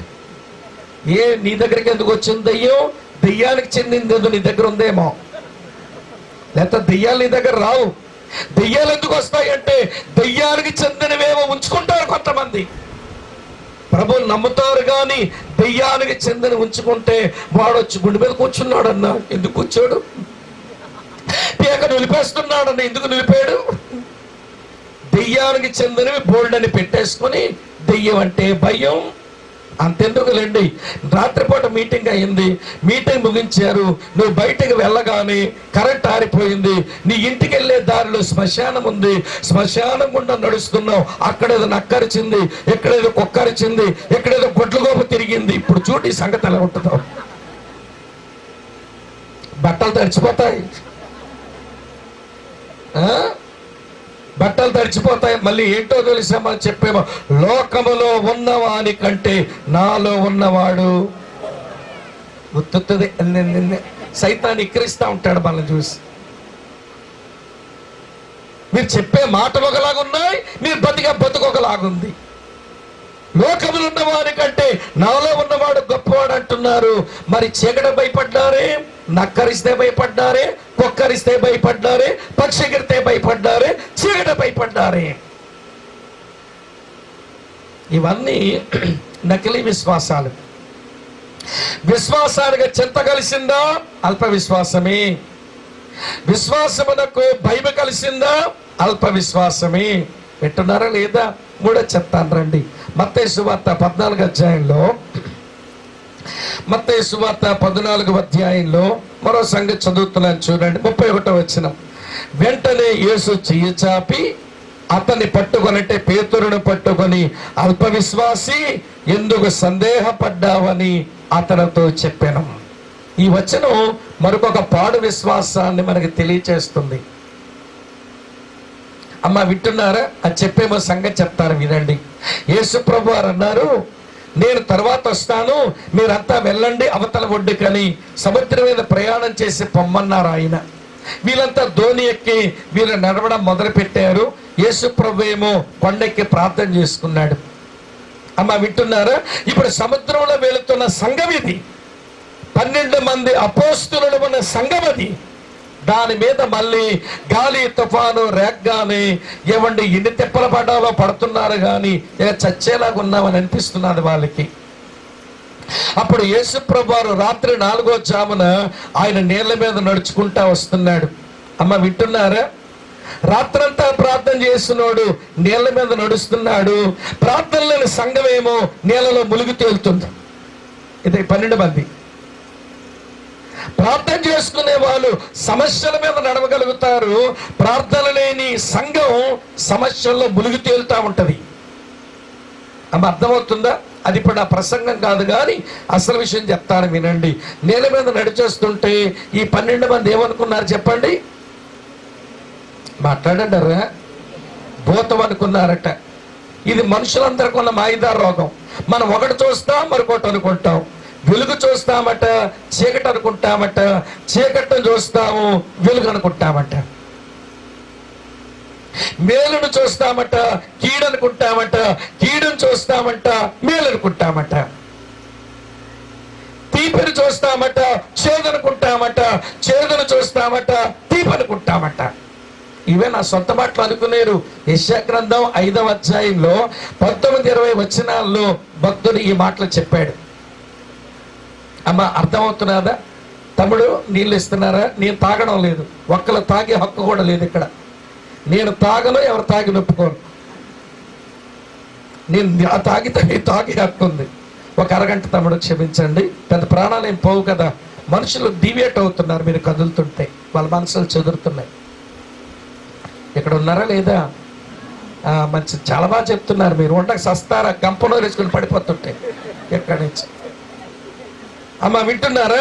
ఏమనుకుంటారట మనుషులు? ఒకదాన్ని చూసి మరొకటి అనుకుంటారట. అవి నేను చెప్పాను. యెషయా గ్రంథం 5వ అధ్యాయం 19-20 అవి బైబిల్లో ఉన్న మాటలు. నా మాటలు కలుపుతాను వినండి. ఇప్పుడు తాడును చూస్తాం, ఏమనుకుంటాం? చూసారు? అంత వేదాంతం ఉంది మీ దగ్గర, చెప్పారు మీరు. మరి పామును చూసేమనుకుంటాం? తాడు అనుకుంటాం. దేవుడు చూసేమనుకుంటాం? దెయ్యం అనుకుంటాం. దెయ్యాన్ని చూసేమనుకుంటాం? దేవుడు అనుకుంటాం. ఆ 12 మందికి అదే వచ్చింది ఆ రోజు. సరే, యేసు ప్రభు వారు భయపడుతుంటే ధైర్యం తెచ్చుకొనుడి, నేనే చెప్పడమా, భయపడకుడి అన్నాడు. అనగానే 12 మందిలో ఒక బొబ్బులోడు ఉన్నాడు. బొబ్బులోడు అంటే తెలుసా? గాబరా మనిషి. విజయనగరం జిల్లా బొబ్బులోళ్ళు ఏమంటారంటే గాబరా మనుషులు అంటారు. ప్రతి దానికి తొందర వీళ్ళకి. ఎవడైనా తొందర పడితే ఏంట్రా బొబ్బులోడులకు తొందర పడతావు అంటాం మేము. ఈ 12 మందిలో బొబ్బులోడు ఉన్నాడు. ఎవరైనా ఇలాంటివి తెలుస్తాయి మనకి. సరే పేతురు అన్నాడు, ప్రభువా నీవే అయితే నీళ్ళ మీద నడిచి వచ్చుటకు నాకు సెలవిమ్ము అన్నాడు. నాకన్నాడా మాకన్నాడా? గట్టిగా చెప్పాడు. నాకన్నాడా మాకన్నాడా? మాకు అంటే ఎంత బాగుందండి. 12 మందిని రమ్మంటే ఒకడు చెయ్యి ఒకడు పట్టుకొని చక్కగా నడిచుండే వాళ్ళు కదా 12 మంది. కానీ పేతురు నేనెప్పుడు స్పెషల్ అనిపించుకోవాలన్నా ఇవ్వండి, ఇతగాడికి వెర్రి ఎక్కువ. నాకు సెలవిమ్మన్నాడు. క్రైస్తవ్యంలో మేము మనది మనకు మంచి మాట. క్రైస్తవ సంఘానికి చెందిన మంచి పదాలవి. మేము చెప్పండి, మనది మనకు, మనమంతా ఒక కుటుంబం అనే మాట మంచి మాట. క్రైస్తవ్యంలో ఇది యోగ్యమైన మాట. ఏమండి, నేను, నాది, నాకు, దెయ్యం మాట. ఈ మాట సంఘంలో వినబడకూడదు. నేను వద్దు, నాది అది వద్దు, నాకు అది మంచి మాట కాదు. ఈ పేతురు ఎట్లాంటి వాడో తెలుసునండి. నేను, నాది, నాకు సెల్ఫీ. నేను, నాది, నాకు సెల్ఫీ. ఈ సెల్ఫీ అంటే స్వార్థ పిచ్చి అన్నమాట, స్వయం పిచ్చి అన్నమాట. నేను అనుకునే ఏమండి ఆశ ఎక్కువ. మీకు ఒక విషయం చెప్పనా మీకు? ఏమండి, నేను, నాది, నాకు అని సెల్ఫీ కొట్టుకున్నాడు. అమ్మ వింటున్నారా? ఎన్ని సెల్ఫీలు కొట్టుకుంటే మాత్రం ఈ ఎలుగు బట్టి మాకు వాడు సందమామ అవుతాడు చెప్పండి. తెగనొక్కేసుకుంటున్నాడు సెల్ఫీలు. ఏ పోజులో బాగుంటానని. నీ ముఖమే పెద్ద ఎలుగు బట్టి ముఖం. ఎన్ని సెల్ఫీలు కొట్టుకుంటావు? ఏమండి, ఇది స్వయం పిచ్చి అన్నమాట. ఇంతగాడు స్వయం పిచ్చి. నాకు సెలవిమ్మన్నాడు. యేసుప్రభు అన్నాడు. అనుకుంటాను నేను. మరి ప్రభు దగ్గరికి వెళ్ళాక అడగాలి. కర్ర వంపు అగ్గి తీరుస్తుందిలే, ఈ పేతురు వంపు కొంచెం తీర్చాలనుకున్నాడు ప్రభు. ఏమయ్యా నాకంటావే, అందరంటే అంత బాగున్నాను అల్లా, ముందు ఇతగాడి సంగతి తేల్చాలనుకున్నాడేమో, రా అన్నాడు. రానుగానే వింటున్నారా లేదా మీరు? పేతురు తోలులోంచి అడుగు తీశాడండి. కొంచెం అడుగులు వేయగలిగాడు. విశ్వాసం ఉంది, గట్టోడే, మనకంటే చాలా గొప్పోడే పేతురు అన్నయ్య. 4 అడుగులు వేయగానే వెనకాల 11 మంది చూసి పేతురు అన్నయ్య నీళ్ళ మీద నడుస్తుంటే ఊరికే కూర్చున్నారేంట చెప్పబడ్డాడు. ఒకసారి మీరు కాదమ్మ తల్లి, చెప్పబడ్డాడు ఒకసారి. అందరూ పొలోమని కొట్టుంటారు 11 మంది చప్పట్లు. ఒక్కసారి ఇట్లా చూసి, పేతురా మజా కలరా, మీలాంటి కాదు, ఎప్పుడు స్పెషలే. కొమ్ములేచింది. మరి 2 అడుగులు వేయగానే వెనకాల ఒరే పేతురు అన్నయ్య నడుస్తుంటే మళ్ళీ పెంతుకోస్తలో కొంతమంది ఉన్నాం, ఊరికే ఉన్నావిట వెసలేయంట్రా, సీటీలు కొట్టండి. ఈ మధ్య క్రైస్తవులో దిక్కుమాల భాష కూడా వచ్చింది కదా, సీటికి సీటీలు కొట్టిస్తాడట ఆయన. మరి ఈ సీటీ భాష ఏంటో నాకు అర్థం కావట్లే. విజలేందా అని ఉంటాడు ఎవడో. విజల వేయగానే పేతురు నడుస్తూ, ఏంటి మా అన్నదమ్ములు చప్పట్లు కొట్టారు, ఇప్పుడు సీటీలు కొడుతున్నారు, ఇంతకీ ఇది నేనేనా, ఇవి నీలేనా, నడుస్తున్నది నేనేనా, ఈ కిందవి నీలేనా అని చూడగానే మునిగిపోతున్నాడు. ప్రభు అన్నాడు, ఎందుకు సందేహపడ్డా? నీ సందేహం ఎప్పుడు ముంచేస్తుంది. నేను ఈరోజు కొంతమంది దేవుని విశ్వాసం ఉంచుతారు, కానీ వారి విశ్వాసములో సందేహం మిళితమైపోతుంది. ఈ విశ్వాసాలు దేవునికి ఇష్టంగా ఉండవు. చింత కలిసిన విశ్వాసం, అమ్మ అర్థమవుతున్నదా? భయం కలిసిన విశ్వాసం, అలాగనే సందేహం కలిసిన విశ్వాసం, అది దేవునికి ఇష్టమైన విశ్వాసం కాదు. 65 సంవత్సరాల వయసులో హానోకు దేవుని యొద్ద నుంచి వాక్యం విన్నాడు. తన విశ్వాసాన్ని ప్రియుల అమూల్యమైన విశ్వాసంగా చేసుకున్నాడు. చింత లేదు, భయము లేదు, సందేహము లేదు. అలాగే దేవునికి ఇష్టమైన కారణం చేత ప్రభు వచ్చారు. ఎవడు హానోకును తీసుకుని వెళ్ళిపోయారు. అన్నిటి అంతము సమీపమయ్యింది. ఆయన రాబోతున్నాడు. సంగమగా మనం ఎత్తబడాలి. మొట్టమొదట మనం కలిగి ఉండవలసిందేంటో తెలుసా? ఎత్తబడ్డానికి దేవునికి ఇష్టం అవ్వాలి. అలాగే మన దేవునికి ఇష్టం అవ్వడానికి మన లోపల సరైన విశ్వాసం ఉండాలి. ఆ సరైన విశ్వాసం తెచ్చుకోవడానికి సరైన వాక్యం వినాలి. ఇది మీకు అర్థమైతే హానోకు జీవితంలోంచి ఒక పాఠం మనం నేర్చుకున్నట్టు లెక్క. రెండో పాఠం దగ్గర వెళదాం. అమ్మ వింటున్నారా? ఎన్ని గంటల భోజనంకి వెళ్తారు తమ్ముడు? 2:30కా?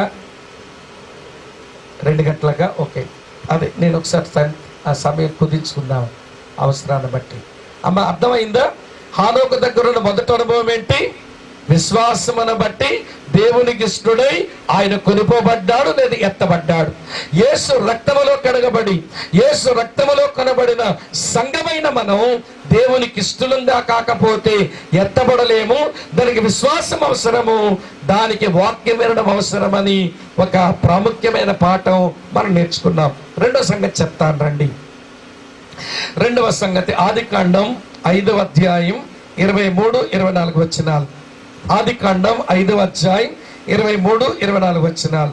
హానోకు దినములన్నీయు 365 ఏండ్లు హానోకు దేవునితో నడిచిన తరువాత దేవుడు అతను తీసుకుని పోయెను గనుక అతను లేకపోయెను. హానోకు ఎత్తబడ్డానికి అతని దగ్గరున్న రెండవ అనుభవం దేవునితో నడిచిన వాడు. చెప్పడమా గట్టిగా ఒకసారి? మొదటి మాట దేవునికి ఇష్టడు, రెండవ మాట దేవునితో నడిచిన వాడు. క్రైస్తవ భక్తి దేవునితో నడక. అందుకనే బైబిల్లో చాలా నడకలు ఉంటాయి నూతన నిబంధనలో.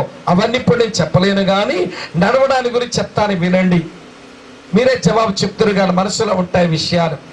బతుకున్నోడు నడుస్తాడా, చచ్చును నడుస్తాడా? మాట్లాడండి రా. బతుకున్నోడు నడుస్తాడా, చచ్చినోడు నడుస్తాడా? బతుకున్నోడు అంటే నడవాలంటే ఏముండాలి? జీవం ఉండాలి. ఇది మొదటి మాట. రెండవ సంగతి, బలమున్నోడు నడుస్తాడా, బలహీనుడై మంచం పట్టేసినోడు నడుస్తాడా? బలమున్నోడే నడుస్తాడు. ఇది రెండవ మాట. కాలు చేతులు కట్టేస్తే నడుస్తాడా, లేక స్వతంత్రంగా ఉంటే నడుస్తాడా? అంతే కదండి. అంటే ఒక మనిషి భూమి మీద శారీరకంగా నడవాలన్నా అతనికి ప్రాణం ఉండాలి, అతనికి బలం ఉండాలి, అతనికి స్వేచ్ఛ ఉండాలి. ఈ మూడు లేకపోతే నడవలేం. అలాగే మనం దేవునితో నడవాలన్నా మళ్ళీ మనకు జీవం ఉండాలి, మనకి బలం ఉండాలి, మూడో మాట మనకి స్వాతంత్రం ఉండాలి. హానోకు దేవునితో నడిచాడట 300 సంవత్సరాలు. ఒక 3 సంవత్సరాల కిందట ప్రభువుని నమ్మింది. ఇప్పుడు 3 సంవత్సరాలు వచ్చే ఏం నడుస్తావులే, ఏం ప్రార్థనలే, ఏం వాక్యములే, ఏం మీటింగులే, ముస్రోమని కనబడతాం. 3 సంవత్సరాలకే ముష్టి 3 సంవత్సరాలు. ప్రభువుతో నడిచిన 3 సంవత్సరాలకే విసిగిపోయావే. ప్రభువుతో నడిచిన 3 సంవత్సరాలకే అంత ఆయాసం వచ్చేసింది. 300 సంవత్సరాలండి. జీవము కలిగి, బలము కలిగి, స్వేచ్ఛ కలిగి అద్భుతంగా నడిచేశాడు 300 సంవత్సరాలు. అది దేవుడు అది చూచి నడిచిన హానోకును తీసుకుని పోయాడంట. ఇప్పుడు చెప్తాను వినండి. నేను ఇక్కడికి వచ్చిన సేవకులమైన అన్నదమ్ములు, అలాగే ఇక్కడికి వచ్చిన మీరంతా కలిసి దేవునితో నడవాలంటే ముందు మనకు కావలసింది ఏంటో చెప్పండి? జీవం. ఎలా వస్తుంది? 1 యోహాను పత్రిక 5:12 చూడండి. 1 యోహాను పత్రిక 5:12 చూడండి. ఏం రాస్తుందో తెలుసా? దేవుని కుమారుని అంగీకరించువాడు జీవము గలవాడే, దేవుని కుమారుని అంగీకరించిన వాడు జీవము లేనివాడే. 5:12. 1 యోహాను పత్రిక 5:12. దేవుని కుమారుని అంగీకరించేవాడు జీవము గలవాడే, దేవుని కుమారుని అంగీకరించిన వాడు జీవము లేని వాడే. యేసు దేవుని కుమారుడని మనం అంగీకరించాము కాబట్టి జీవం వచ్చింది. నడవడానికి జీవం వచ్చింది. జీవం వస్తే సరిపోతుందా? బలం కావాలిగా. జీవం ఉంటే సరిపోతుందా? బలం కావాలిగా. బలం ఎలా వస్తుంది? పౌలు రాసిన తిమోతికి రాసిన 2వ పత్రిక 2వ అధ్యాయం 1వ వచనం చూడండి. అక్కడ మనం ఏం చదువుతామంటే, నా కుమారుడా క్రీస్తు యేసునందున్న కృపచేత బలవంతుడు కమ్ము. చెల్లి అక్క బాగా వినండి. బలం ఎవరిస్తున్నారు? దేవుడే తన కృప చేత ఇస్తున్నాడు. అమ్మ ఆలకిస్తున్నారా? జీవం వచ్చింది, బలం వచ్చింది. ఏం కావాలి మనకు? స్వాతంత్ర స్వేచ్ఛ కావాలి. గలతీ పత్రిక 5వ అధ్యాయం 1వ వచనంలో వినండి, ఇలా రాసి, క్రీస్తు ఈ స్వాతంత్రం మనకు అనుగ్రహించి మన స్వతంత్రులుగా చేసి ఉన్నాడు గనక మన దాస్యమనే కాడి కిందకి చిక్కుకోకండి అన్నాడు. యేసుక్రీస్తు ప్రభు మీకు స్వాతంత్రాన్ని అనుగ్రహించాడు గనక ఆ స్వేచ్ఛ స్వాతంత్రాన్ని అనుభవించండి. మళ్ళీ కాడి కిందకి వెళ్ళిపోకండి, మీరు కట్లు కట్టుకోకండి.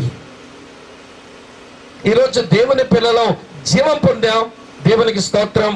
అలాగే బలం పొందాం, మరి దేవునికి స్తోత్రం. స్వేచ్ఛ ప్రభు ఇచ్చాడు కానీ మనమే కట్లు కట్టేసుకుంటున్నాం. కొంతమందికి ఏమో డినామినేషన్ కట్లు, మరి కొంతమందికి ఏమో ప్రాంతీయ కట్లు. ఈ 2 కట్లు కొంచెం తెచ్చుకోవచ్చేమో కానీ మరొక 5-6 కట్లు ఉన్నాయి. ఆ కట్లు పేరేంటో తెలుసా? కుల కట్లు. ఈ కులంతో కట్లు కట్టేసుకుని దేవునితో నడవలేకపోతున్నారు ఈ రోజున దేవుని పిల్లలు. కులకట్లు అంటే ఎట్లుంటాయేమో మీకు చెప్తాను, వినండి. నన్ను ప్రభువులో నడిపించిన అన్నయ్య గారు దేవుని సేవకై నెల్లూరు జిల్లాలో ఒక చర్చిలో పాస్టర్గా పనిచేస్తున్నాడు.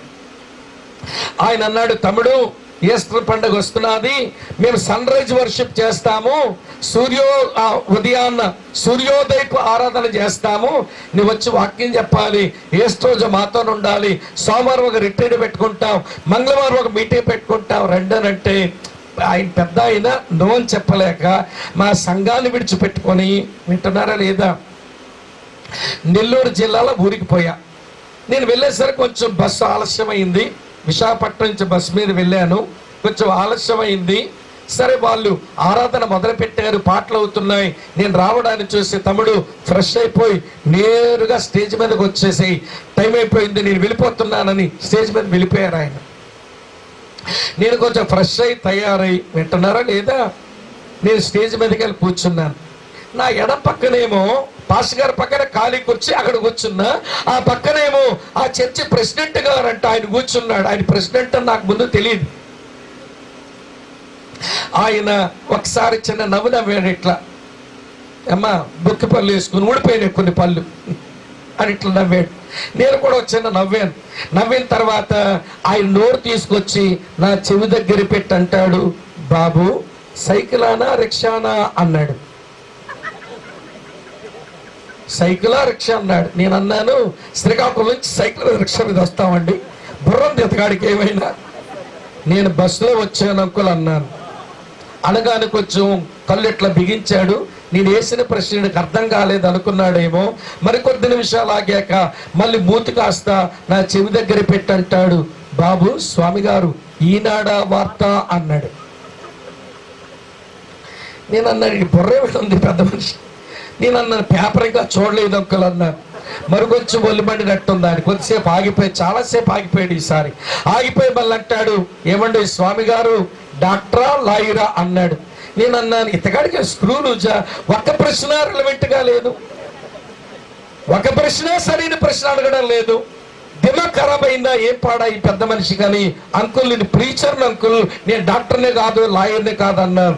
ఒళ్ళు మండిపోయింది, దిగలిపోయి ఆ ముందు కూర్చున్నాడు. సరే, నా ప్రసంగం అంతా అయ్యాక మా గోమాస్ అన్న దగ్గర కూర్చొని, అన్న నా పక్కన కూర్చున్న ఆయన మీ ప్రెసిడెంట్ కదా అన్నాను. అవును తమ్ముడు, మరి అతనికి ఏమైనా స్క్రూ లూజా అన్నాను. ఏం తమ్ముడు అట్లా అడిగినావంటే, 3 ప్రశ్నలు వేసాడన్నా, ఏ ప్రశ్న సరైన ప్రశ్న కాదన్నా.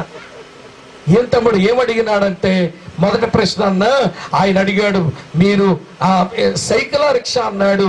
నేనేమో బస్సు మీద వచ్చానన్నానన్నా, కొంచెం కోపం వచ్చినట్టుందంటే నవ్వడం మొదలెట్టాడు. తమ్ముడు విశాఖపట్నం, విజయనగరం, శ్రీకాకుళం జిల్లాలో ఈ రోగం ఉండదు, కానీ ఈస్ట్ గోదావరి నుంచి ఈ పైకి వచ్చేస్తే ఈ తెలుగు రాష్ట్రాల్లో ఈ జబ్బు ఉంటుంది. ఆ జబ్బు ఏంటనంటే కుల జబ్బు అంట. అతను నేను ఏమడిగాడో తెలుసా, నీకు అది అర్థం కాల. సైకిల్ అంటే 2 అక్షరాల కులము, రిక్షా అంటే 3 అక్షరాల కులం. అంటే ఏమడిగాడో తెలుసా, నువ్వు మాలోడువా, నువ్వు మాదుగోడువా అని అడిగాడు తమ్ముడు అన్నాడు.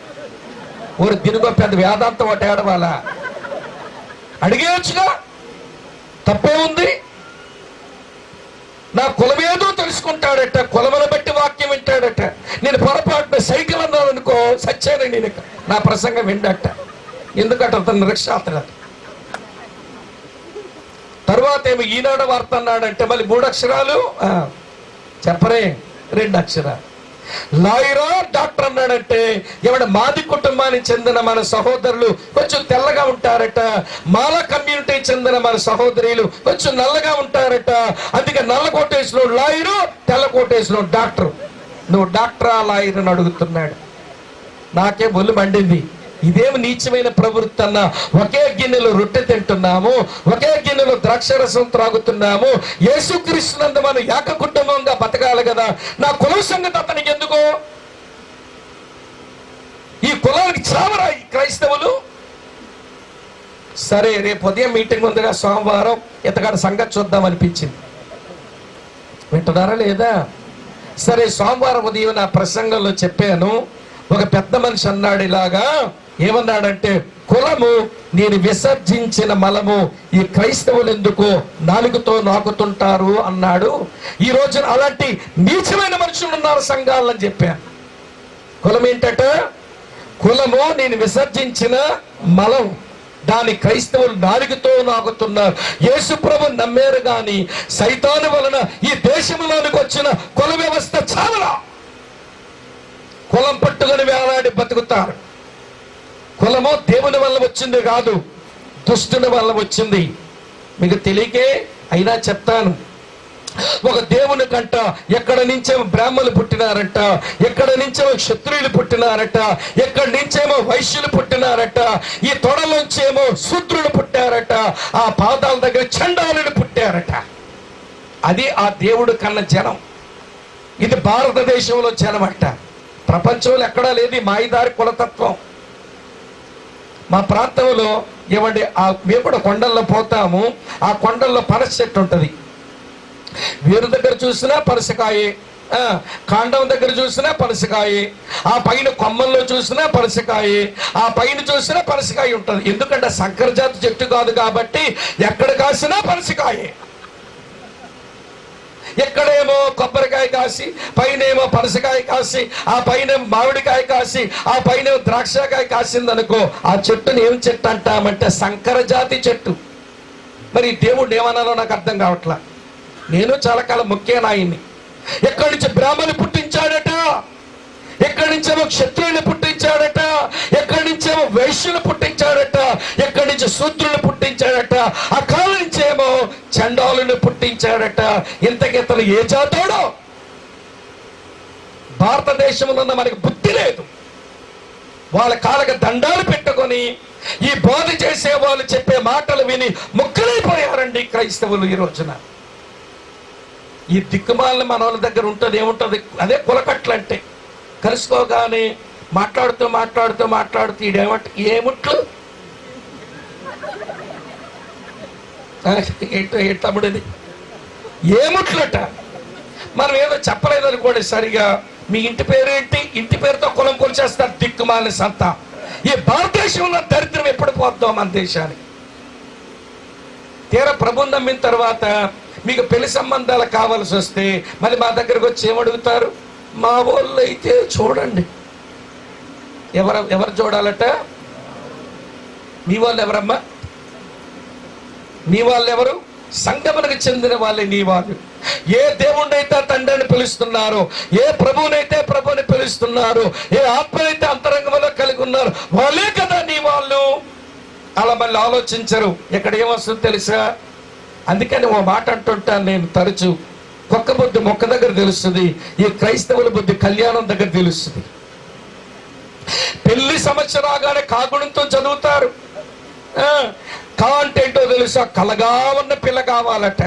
ఈడు మాత్రం అమ్మ వింటున్నారా, ఎవండి ముసలక్కలా ఉంటాడు ఈడు. కలగా ఉన్న పిల్ల కావాలట. కాకు దీర్ఘమిస్తే కా అంటే కానుకలు తెచ్చే పిల్లే కావాలి. కాకమిస్తే కు అంటే కులం పిల్లే కావాలి.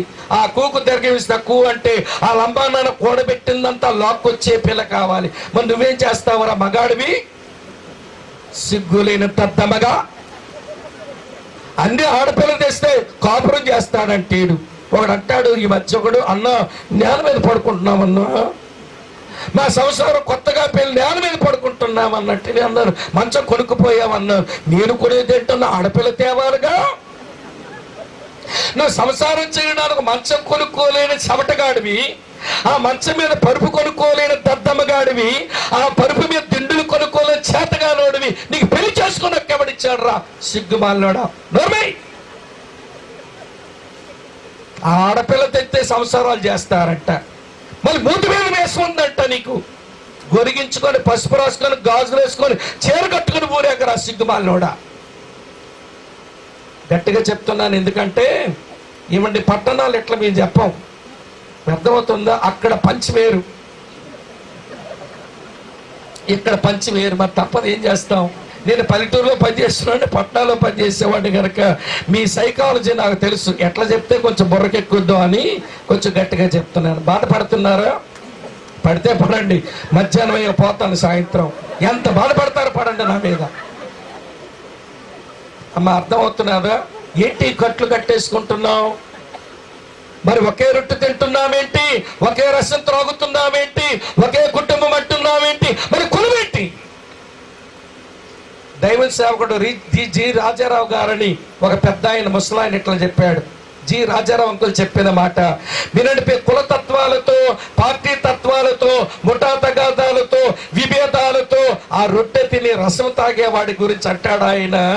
ఈ చిన్న మొక్క చాలు, రొట్టె మొక్క, చిన్న చొక్క చాలు, ద్రాక్ష రసపు చొక్క, నీ బతుకుల చొక్కలు చూపించేస్తాయి. జాగ్రత్త. చిన్న మొక్క, చిన్న చుక్క చొక్కలు చూపిస్తాయి. భయపడవు, చావు నీ కులానికి. దెయ్యం వల్ల వచ్చిన కుల వ్యవస్థకు సమాధి కట్టవలసిన క్రైస్తవ సంఘం కుల వ్యవస్థతో బతుకుతుందనంటే ఏమి స్వతంత్రం అనుభవించామండి మనం? జీవం ఇచ్చాడు ఉచితంగా, బలమిచ్చాడు కృపచేత, స్వేచ్ఛ ఇచ్చాడు ఆయన కనికరమ చేత.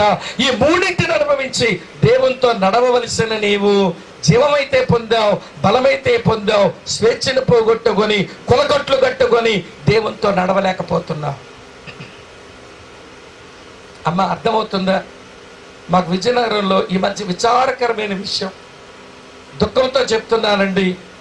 చాలా మంచి అబ్బాయి, చాలా చక్కగా పరిచయం చేస్తాడు, చాలా పెద్ద చదువులు చదువుకున్నాడు. ఆ ఊరంతా కూడా దొరలుంటారు భారతదేశ కుల వ్యవస్థను బట్టి. ఆ దొరల మధ్య ఓ షెడ్యూల్ కులానికి చెందిన ఒకే అబ్బాయి చదువుకున్నాడండి. ఆ ఊర్లో ఒకే అబ్బాయి చదువుకున్నాడండి. Post graduation, double post graduation చేశాడు, ఎంఈడి చదివాడు, బీఈడి కాలేజీ ప్రిన్సిపాల్ అయ్యి ఊర్లో ఉన్న దొరలందరికీ అబ్బాయి అంటే విపరీతమైన గౌరవం అండి. ఎవరొక అమ్మాయిని ప్రపోజ్ చేశారు. అన్న ఇలాగ అమ్మాయిని ప్రపోజ్ చేశారన్నా, నాకు పెళ్లి చేసుకోమంటున్నారు, ఏం చేయమంటారు చెప్పండి అని అంటే, తమ్ముడు మరి అమ్మాయి గురించి నాకైతే తెలియదు, నేనేమైనా చెప్పలేను, కానీ ప్రార్థన చేసుకో, అమ్మాయిని ప్రభువులో నడిపించేవారు ఎవరున్నారో వాళ్ళెవరో నాకు చెప్పు, వాళ్ళతో కొంచెం మాట్లాడతానంటే నాకేమి చెప్పలేకపోయాడు. తీరా పెళ్లి జరిగిపోయింది. పెళ్లి జరిగిపోయిన తర్వాత చెప్తాను వినండి ప్రియులారా. పెళ్లి జరిగిన కొద్ది రోజులకి అమ్మాయికి గవర్నమెంట్ ఉద్యోగం వచ్చేసింది. ఈ అబ్బాయి ప్రైవేట్ బీఈడి కాలేజ్ ప్రిన్సిపాల్గా పనిచేస్తున్నాడు. ఈ అమ్మాయి అందట, నువ్వు గవర్నమెంట్ జాబ్ కొట్టాలి, మరి డ్యూటీకి వెళ్తుంటే చదవలేవు కాబట్టి మీరు ఇంట్లో ఉండి చదువుకోండి అని ఈ అమ్మాయే సలహా ఇస్తే ఆ ఉద్యోగాన్ని వదులుకొని ఏమండి ఈ పోటీ పరీక్షల కొరకు ఇంటిలోనే ఉండి చదువుకున్నాడు. పోటీ పరీక్షల్లో గెలిచాడు. నిజంగానే అతనికి పీజీటీ ఉద్యోగం వచ్చింది మా దగ్గరే. ఒక రెసిడెన్షియల్ కాలేజీలో పీజీటీగా జాయిన్ అయిపోయాడు, ఉద్యోగం చేసుకుంటున్నాడు. అతను వెళ్ళి ఉద్యోగం చేసుకుని అతను ప్రతి నెల వారానికి ఒకసారి వస్తున్నాడు, శనివారం ఆదివారం. సడన్ గా ఒకరోజు ఇంటికి వచ్చేసరికి ఇల్లంతా ఖాళీ అయిపోయింది. ఇల్లు వెకేట్ చేశారు, ఖాళీ అయిపోయింది. ఆ పక్కింటి వాళ్ళకి అడిగారు, నా భార్య, నా ఇల్లు, నా వస్తువులు ఉండాలి కదంటే, ఏమోనండి ఆమె ఖాళీ చేసుకుని వెళ్ళిపోయింది. ఈ అబ్బాయి ఫోన్ చేస్తుంటే 4 రోజుల నుంచి ఎత్తడం లేదట. ఇప్పుడు వచ్చాడు విజయనగరంలోకి, ఎక్కడుంది అమ్మాయి అంటే కనబడ్డంలా. ఎవరిని అడిగినా చెప్పలేకపోతున్నారు. ఫోన్ చేస్తుంటే ఎత్తడం లేదు. చివరికి నాకు ఫోన్ చేశాడు. నేను అమ్మాయికి ఫోన్ ట్రై చేస్తుంటే, అన్నా అతడు నన్ను అరెస్ట్ చేశాడన్నా, అందుకే నేను కొద్ది రోజులు నేను ఒంటరిగా ప్రార్థనలు ఉందామని అనుకుంటున్నానన్నా, 3 నెలలు టైం ఇవ్వండి అన్నా, నేను మళ్ళీ వచ్చేస్తానా, నాతో నందా పిల్ల. నేనన్నమ్మా చెల్లెది మంచిది కాదు, భార్య భర్తల మధ్య గ్యాప్స్ వస్తే అవి అగాధాలు అయిపోతాయి తల్లి, నువ్వు వద్దు, ఏమైనా ఇబ్బంది ఉంటే చెప్పు, నేను మనోడి సంగతి తేలుస్తానంటే ఏమి ఇబ్బంది పెట్టాడో చెప్పదట. కానీ నాకు 3 నెలల టైం కావాలంది. ఈ 3 నెలలు ఆ పిల్ల చేసుకున్న పనింటో తెలుసా? ఒక అపార్ట్మెంట్లో ఫ్లాట్ కొనేసుకుంది. కొనేసుకున్న తర్వాత భర్తకి ఫోన్ చేస్తుంది, నువ్వు నాకు విడాకులు ఇవ్వాలి, నేను నీతో కాపురం చేయను. ఈ అబ్బాయి లబోదిబోమని నన్ను ఫోన్ చేసి, అన్నా ఇట్లా అయిపోయిందనంటే, నేను ఫోన్ చేసి అడుగుతుంటే అరెస్ట్ చేశాడన్నా అంటే, ఏంటి అరెస్ట్ చేశాడు చెప్పండి, మళ్ళీ చెప్పదంట. కొట్టాడా? కొట్టలేదు. తిట్టాడా? బూతులాడా? లేదు. విశ్వాసి కాడా? విశ్వాసే. సేవలో లేడా? సేవలో ఉన్నాడు. మరి ఏ కారణం చేతంటే నేను చెప్పుకోలేనంటుంది. పోనీ సంసార జీవితం సరిగా చేయటం లేదా? అది ఇబ్బంది లేదట. మరి దేనికంటే వినండి ప్రియులారా, వాళ్ళ పిన్నులు కలిశారు. వసే ఆ కులమోడితో సంసారం చేస్తామంటే విడాకులి.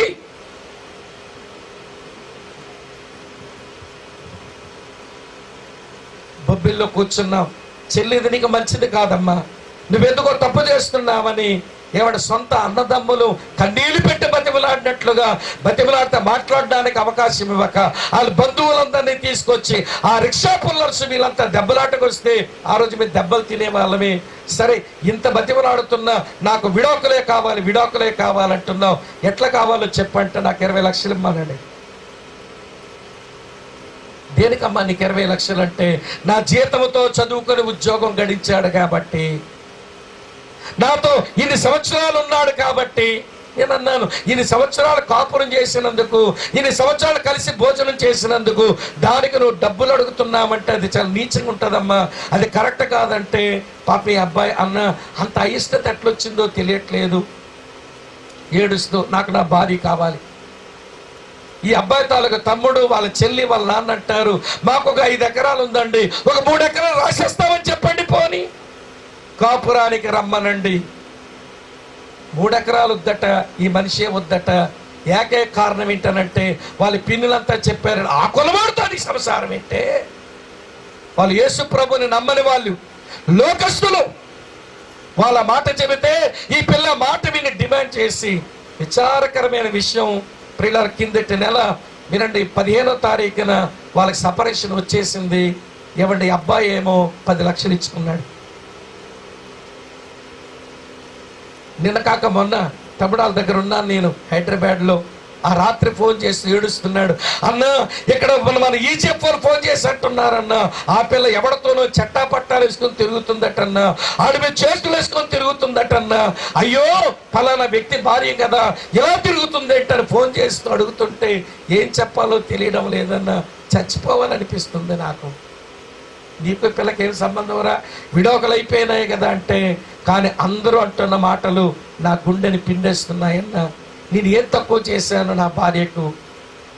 కులం ఏం చేసిందో చూసారమ్మా, అర్థమవుతుందా మీకు? ఇంతెందుకు చెప్పానంటే, క్రైస్తవ సంఘం కుల వ్యవస్థకు వ్యతిరేకంగా పోరాడి దేవుని గణపరచవలసిందే క్రైస్తవ సంఘం. మరి కులాలతో కుమ్ములాడుకుంటే, కులాలు పట్టుకొని బతికితే నువ్వు దేవునితో నడవలేవు, నువ్వు దేవునితో నడిచే మనిషివి కాదు. నువ్వు దేవునితో నడవకపోతే నువ్వు ఎత్తబడ్డావు, అసాధ్యం, మిగిలిపోతావు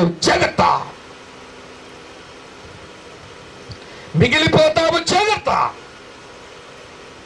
హానోకులో క్రైస్తవ సంఘాన్ని చూడండి. దేవునికి ఇష్టడై ఎత్తబడ్డాడు, దేవునితో నడిచి ఎత్తబడ్డాడు. యేసయ్య వస్తాడు, మనం కూడా ఎత్తబడాలి. మరి దేవునికి ఇష్టమేనా? మొదటి మాట. దేవునికి ఇస్తున్న వారమేనా? రెండవ మాట. ఎవరి సంగతి వాళ్ళే చూసుకోవాలి. మరి రండి, రెండవ ఉదాహరణ ఇస్తాను.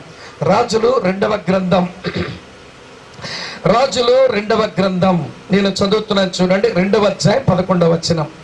రాజులు 2వ గ్రంథం 2వ అధ్యాయం 11వ వచనం. వారు ఇంకా వెళ్ళుచు మాట్లాడుచుండగా, ఇదిగో అగ్ని రథమును అగ్ని గుర్రములను కనబడి వీరిద్దరిని వేరు చేసెను. అప్పుడు ఏలియా సుడిగాలి చేత ఆకాశమునకు చెప్పండి తర్వాత మాట ఆరోహణమాయనం. బైబిల్లో ఎత్తబడిన రెండవ వాడు దేవుని సేవకుడైన ఏలియా. ఏలియాకు కొనిపోబడిన అనుభవం వచ్చింది. అన్నిటి అంతము సమీపమైనప్పుడు దేవుడు క్రైస్తవ సంఘమునకు ఎత్తబడే అనుభవమే ఇవ్వనై ఉన్నాడు. దాని కొరకే మన నిరీక్షణ, దాని కొరకే మన ఎదురుచూపు.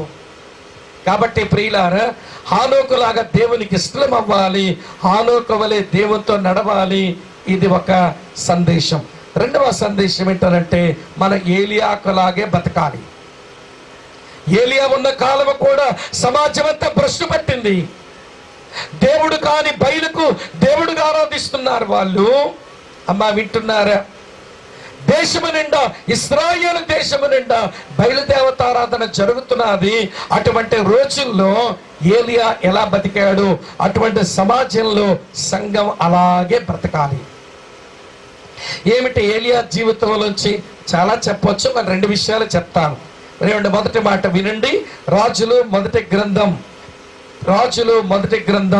17వ అధ్యాయంలో 2వ వచనం చూడండి.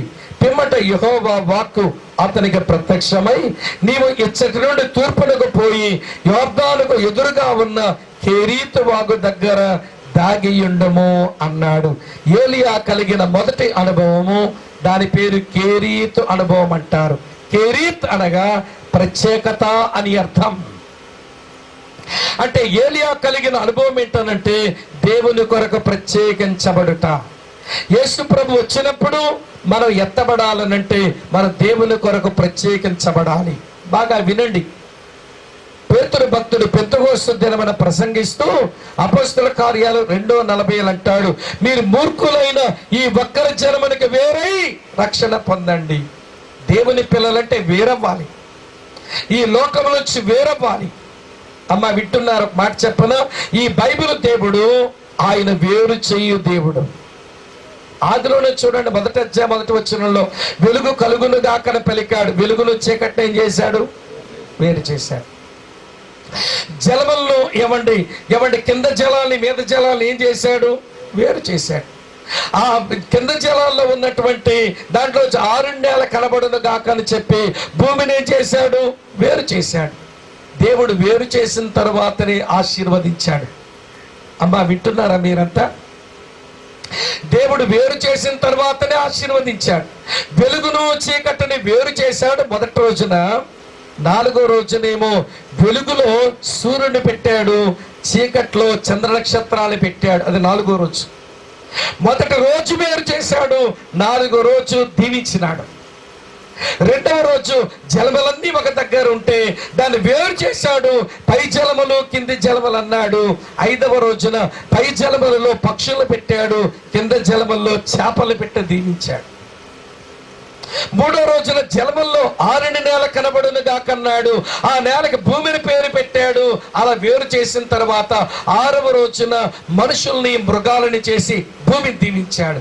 వేరు చేయకుండా దీవెనలు లేవు. కల్దీలు దేశం నుంచి అబ్రాముని వేరు చేసిన తర్వాతనే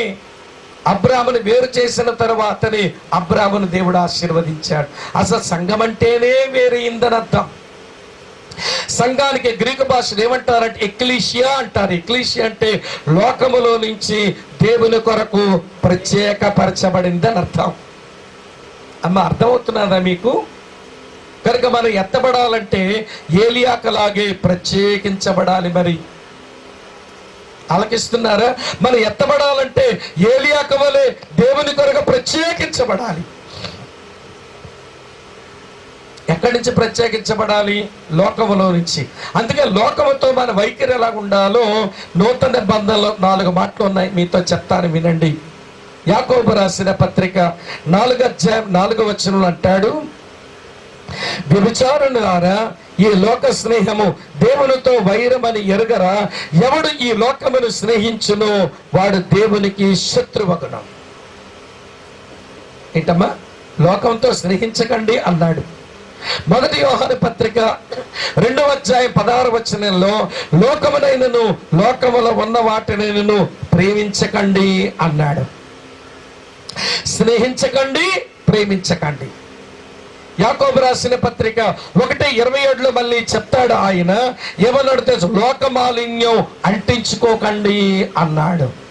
ఇదే సంఘం ఈ సమాజంలో ఉన్నప్పుడు మనం పోషించవలసిన పాత్రది, ప్రత్యేకమైన జీవితం. రోమపత్రిక 12:2 అంటాడు, మీరు లోక మర్యాదను అనుసరించకండి అన్నాడు. అమ్మ వింటున్నారా? లోకమును స్నేహించరాదు, లోకమును ప్రేమించరాదు, లోకమాలిని అంటించుకొనరాదు, లోక మర్యాదను అనుసరించరాదు.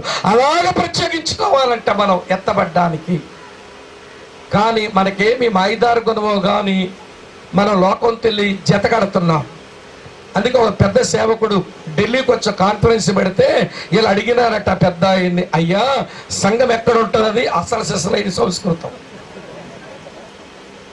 ఎక్కడ దేవుడు, భాష, స్తోత్రము, హల్లు మొత్తం వదిలేసి. సరే ఒకరోజు ఆమె వీధిలో ఇవ్వండి ఆ నాలో దగ్గర మీరు పంపంటాగా నీళ్లు పట్టుకుంటుందట. అన్యురాలకి ఈవిడికి దెబ్బలాట వచ్చింది. బిందె కొంచెం తోసుకున్నారట. తోసుకోగానే అన్యురాలకు ఒళ్ళు మండింది. ఆవిడ బూతులు తిడుతుంది. ఈవిడే తక్కువ తింది అనుకుంటున్నారా? చీర కుచ్చులు పైకి దోపి రంపవ తిప్పులు తిప్పుతుంది చెయ్యితో. నీకేదో పడిపోను, నీకేదో తెగిపోను. ఏం పడిపోవాలట? నీ నోరు పడిపోవాలట. ఆవిడ నోరు పడిపోతే నీకేం వచ్చిందమ్మా? నీ తాడు తెగ అంటే తాడు తెగంటే నీ మొగుడు చచ్చును కాక చెప్పడమేగా. నీ తాడు తెగ, నీ నోరు పడ అంటుంటే చేతులలో తిరుగుతూ మధ్యలో పోయామంటే కత్తిరించేస్తారు వీళ్ళిద్దరు కలిసి. అన్యురాలు హల్లెలూయా అమ్మ చూంటున్నారా మీరంతా? ఇక్కడేమో స్తోత్రం, హల్లెలూయా, ప్రైజ్ ది లార్డ్, వందనాలు బ్రదర్, దేవునికి స్తోత్రం అని ఆవిడ బూతులు తిడతా ఉంది. నాలాంటి ఆమె పాస్టర్ గారు మా హల్లెలూయాను దర్శిద్దామని సైకిల్ మీద వస్తున్నాడు ఈయన. అదే టైంలో చూస్తుంది పాస్టర్ గారు వచ్చేస్తున్నారు. అన్యురాలతో అంటుందట, వస్తే మా పాస్టర్ గారు వస్తున్నారు, తరువాత తిట్టుకుందామే, కొంచెం ఆగవా అందట. అన్యురాలది నేనెందుకు ఆగుతాను, ఎంతసేపు తిట్టావు, నేనెందుకు ఆగుతాను అని ఆవిడ ఇంకా స్వరం పెంచిందట, బూతులు ఆడేస్తుందట. హల్లెలూయాకేమో కోపం ఎక్కుతుంది, అటువైపు ఏమో అయ్యగారు వచ్చేస్తున్నారు. ఈవిడ కోపం పెరుగుతా ఉంది, అయ్యగారు వచ్చేస్తున్నారు. ఇక తట్టుకోలేక అందట, వసే నోరు మూసుకోయో హల్లెలూయా అందట. పాప అంజురాలకి హల్లెలూయా అనే పదం అని తెలియదు కదా. ఏదో కొత్త పద్ధతులు తిడతావే, మీ అమ్మ హల్లెలూయా, మీ నాన్న హల్లెలూయా, మీ తాతల హల్లెలూయా, నీ పిల్లల హల్లెలూయా, హల్లెలూయా హల్లెలూయా హల్లెలూయా అంటూ ఈ పాస్టర్ గారి దగ్గరికి వచ్చి అంటున్నా, అమ్మ కొలాయి దగ్గర ఏంటి స్తుతి ఆరాధన, కొలాయి దగ్గర ఏంటమ్మా స్తుతి ఆరాధన అంటున్నాడట. చూసారా ప్రియులారా? లోకములో కలిసిపోయిన ఒక క్రైస్తవురాలు దేవుని ఆరాధించే విలువలు ఎలా మిగిల్చిందో. మీరు నవ్వాలని చెప్పాలనుకోవటం లేదు, విషయాలు విని కొంచెం ఆలోచిస్తారని చెప్తున్నాను. ఆచారాలు మారలేదు, శకునాలు చూడడం మానలేదు, ముహూర్తాలు మానడం లేదు, వినడి లోక సంభాషణలు మానలేదు, లోకములో ఉన్న నైజము పోలేదు. మరి ఏమి ప్రత్యేకించబడ్డామో చెప్పండి? లోకమును స్నేహించరాదు, లోకమును ప్రేమించరాదు, లోకమాన్ని అంటించుకునరాదు, లోక మర్యాద కిందగా వెళ్ళిపోరాదని ఇంత చక్కగా మనం బోధించబడితే మరి ప్రత్యేకంగా లేకుండా ఎలాగ ఎత్తబడతానని అనుకుంటున్నావు చెప్పు? ఎత్తబడతావా? సంఘం ఎత్తబడాలి ఈ పాడు లోకములో నుంచి. ఆ సంఘములోని ఒక వ్యక్తివి, ఆయన రక్తములో కడగబడ్డావు, ఆయన రక్తముతో కొనబడ్డావు, పరిశుద్ధాత్మను పొందావు, సేవకుల పరిచర్య పొందుతున్నావు, తోటి పరిశుద్ధులతో మేము కుటుంబం అని బతుకుతున్నావు. మరి ఎత్తబడ్డానికి సరిపోతావా?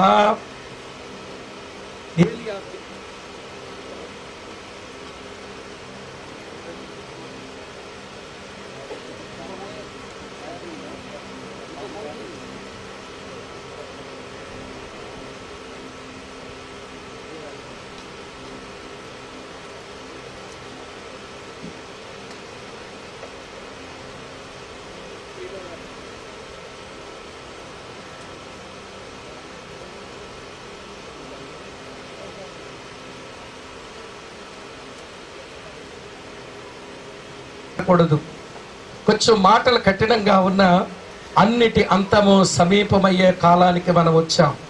మనం ఎదురు చూడవలసింది మన ప్రభుతో పాటు ఎత్తబడే గొప్ప అనుభవం.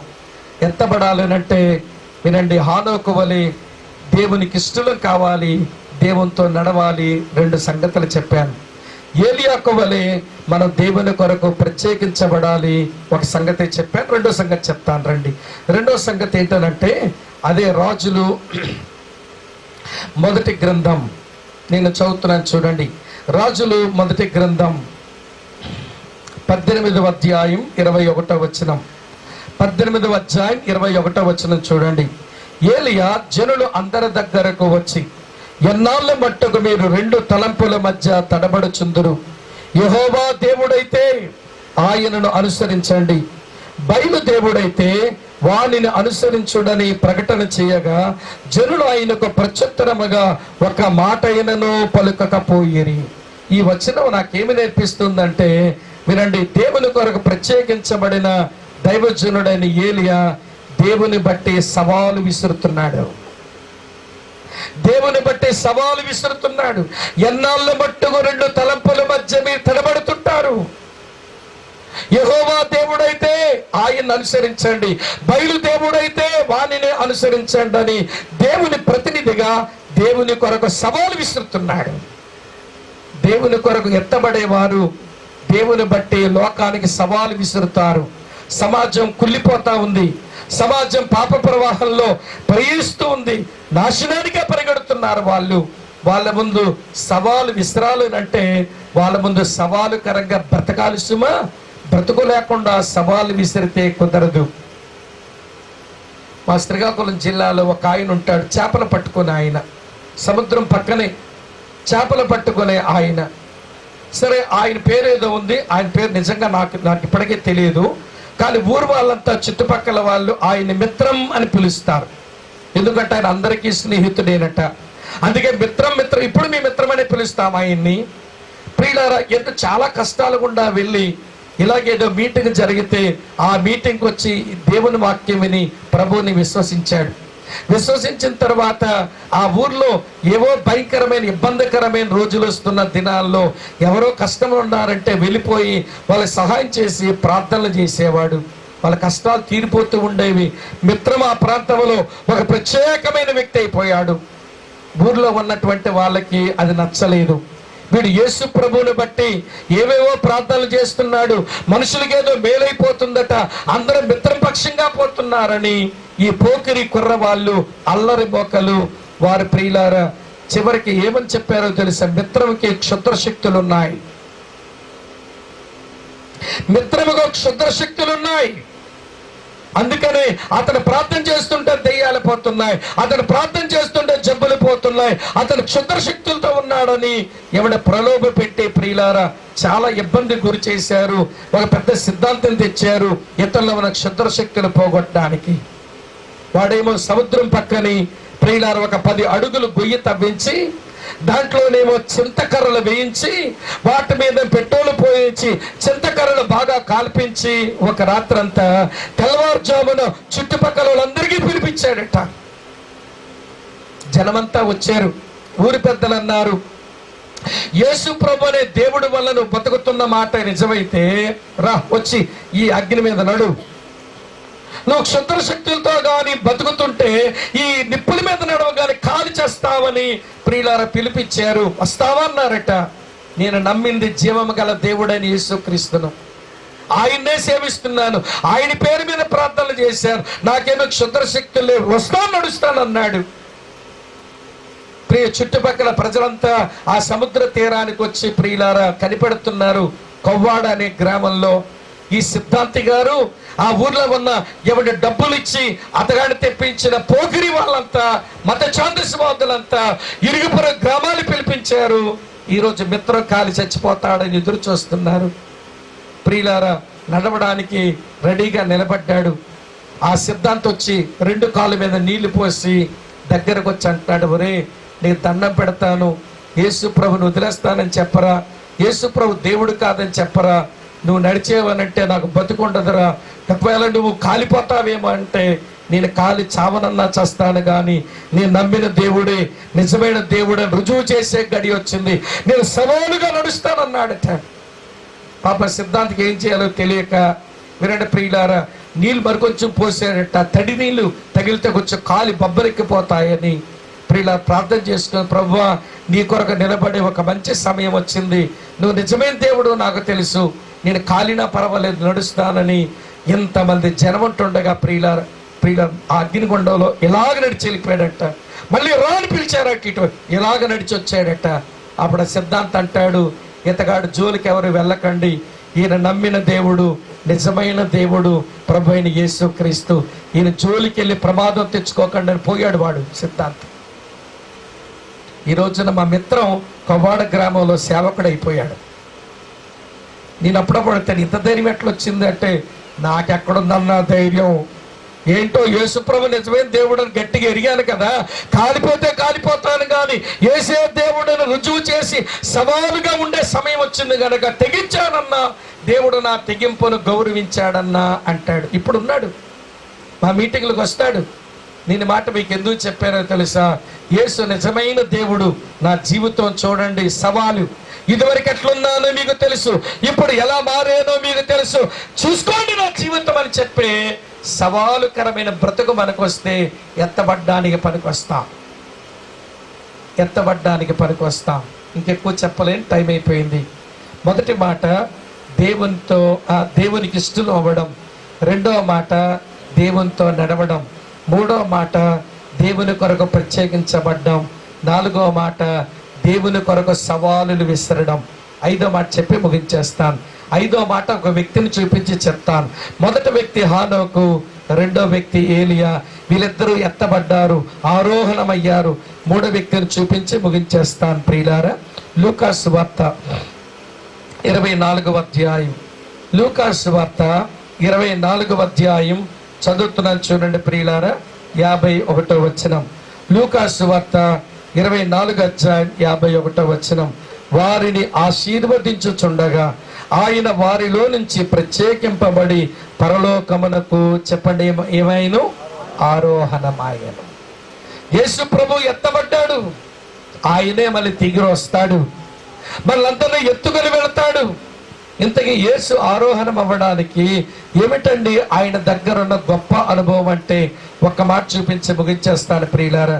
యోహాను సువార్త 6వ అధ్యాయం, యోహాను సువార్త 6వ అధ్యాయం 38వ వచనం చూడండి. ఏమి రాస్తుంది? 6:38. నా ఇష్టము నెరవేర్చుకున్నటకు నేను రాలేదు, నన్ను పంపిన వాని చిత్తము నెరవేర్చుటకే పరలోకము నుండి దిగి వచ్చితిని. యేసుక్రీస్తు ప్రభు ఎత్తబడ్డానికి గల అనుభవం ఏంటి అని అంటే, ఆయన దేవుని చిత్తము చెయ్యువాడు, అంతే. అమ్మ ఆలకిస్తున్నారా? దేవుని చిత్తము చెయ్యువాడు. దేవుని నమ్మిన వారి యొక్క జీవితంలో వినండి, దేవుని చిత్తం అనే మాటే మన స్లోగన్ అవ్వాలి. నా ఇష్టం అనే మాట, అమ్మ ఆలకిస్తున్నారా? నా ఇష్టం అనే మాట మన నిఘంటువులోనే కనబడకూడదు. నా ఇష్టం అనే మాట సైతాను మాట, నా ఇష్టం అనే మాట దెయ్యపు మాట, దేవుని చిత్తం అనే మాట దేవుని పిల్లల మాట. ఈ రోజున నీ జీవితంలో ఏం వినబడుతుంది? అప్పుడప్పుడు ఏదో చేయబోతున్నావు, భర్త అంటాడు, ఎందుకమ్మా తొందరపడతావు, ఏంటంత తొందర నీకు, ఆగరాదంటే నా ఇష్టం. పక్షవాత రోగం వచ్చిందో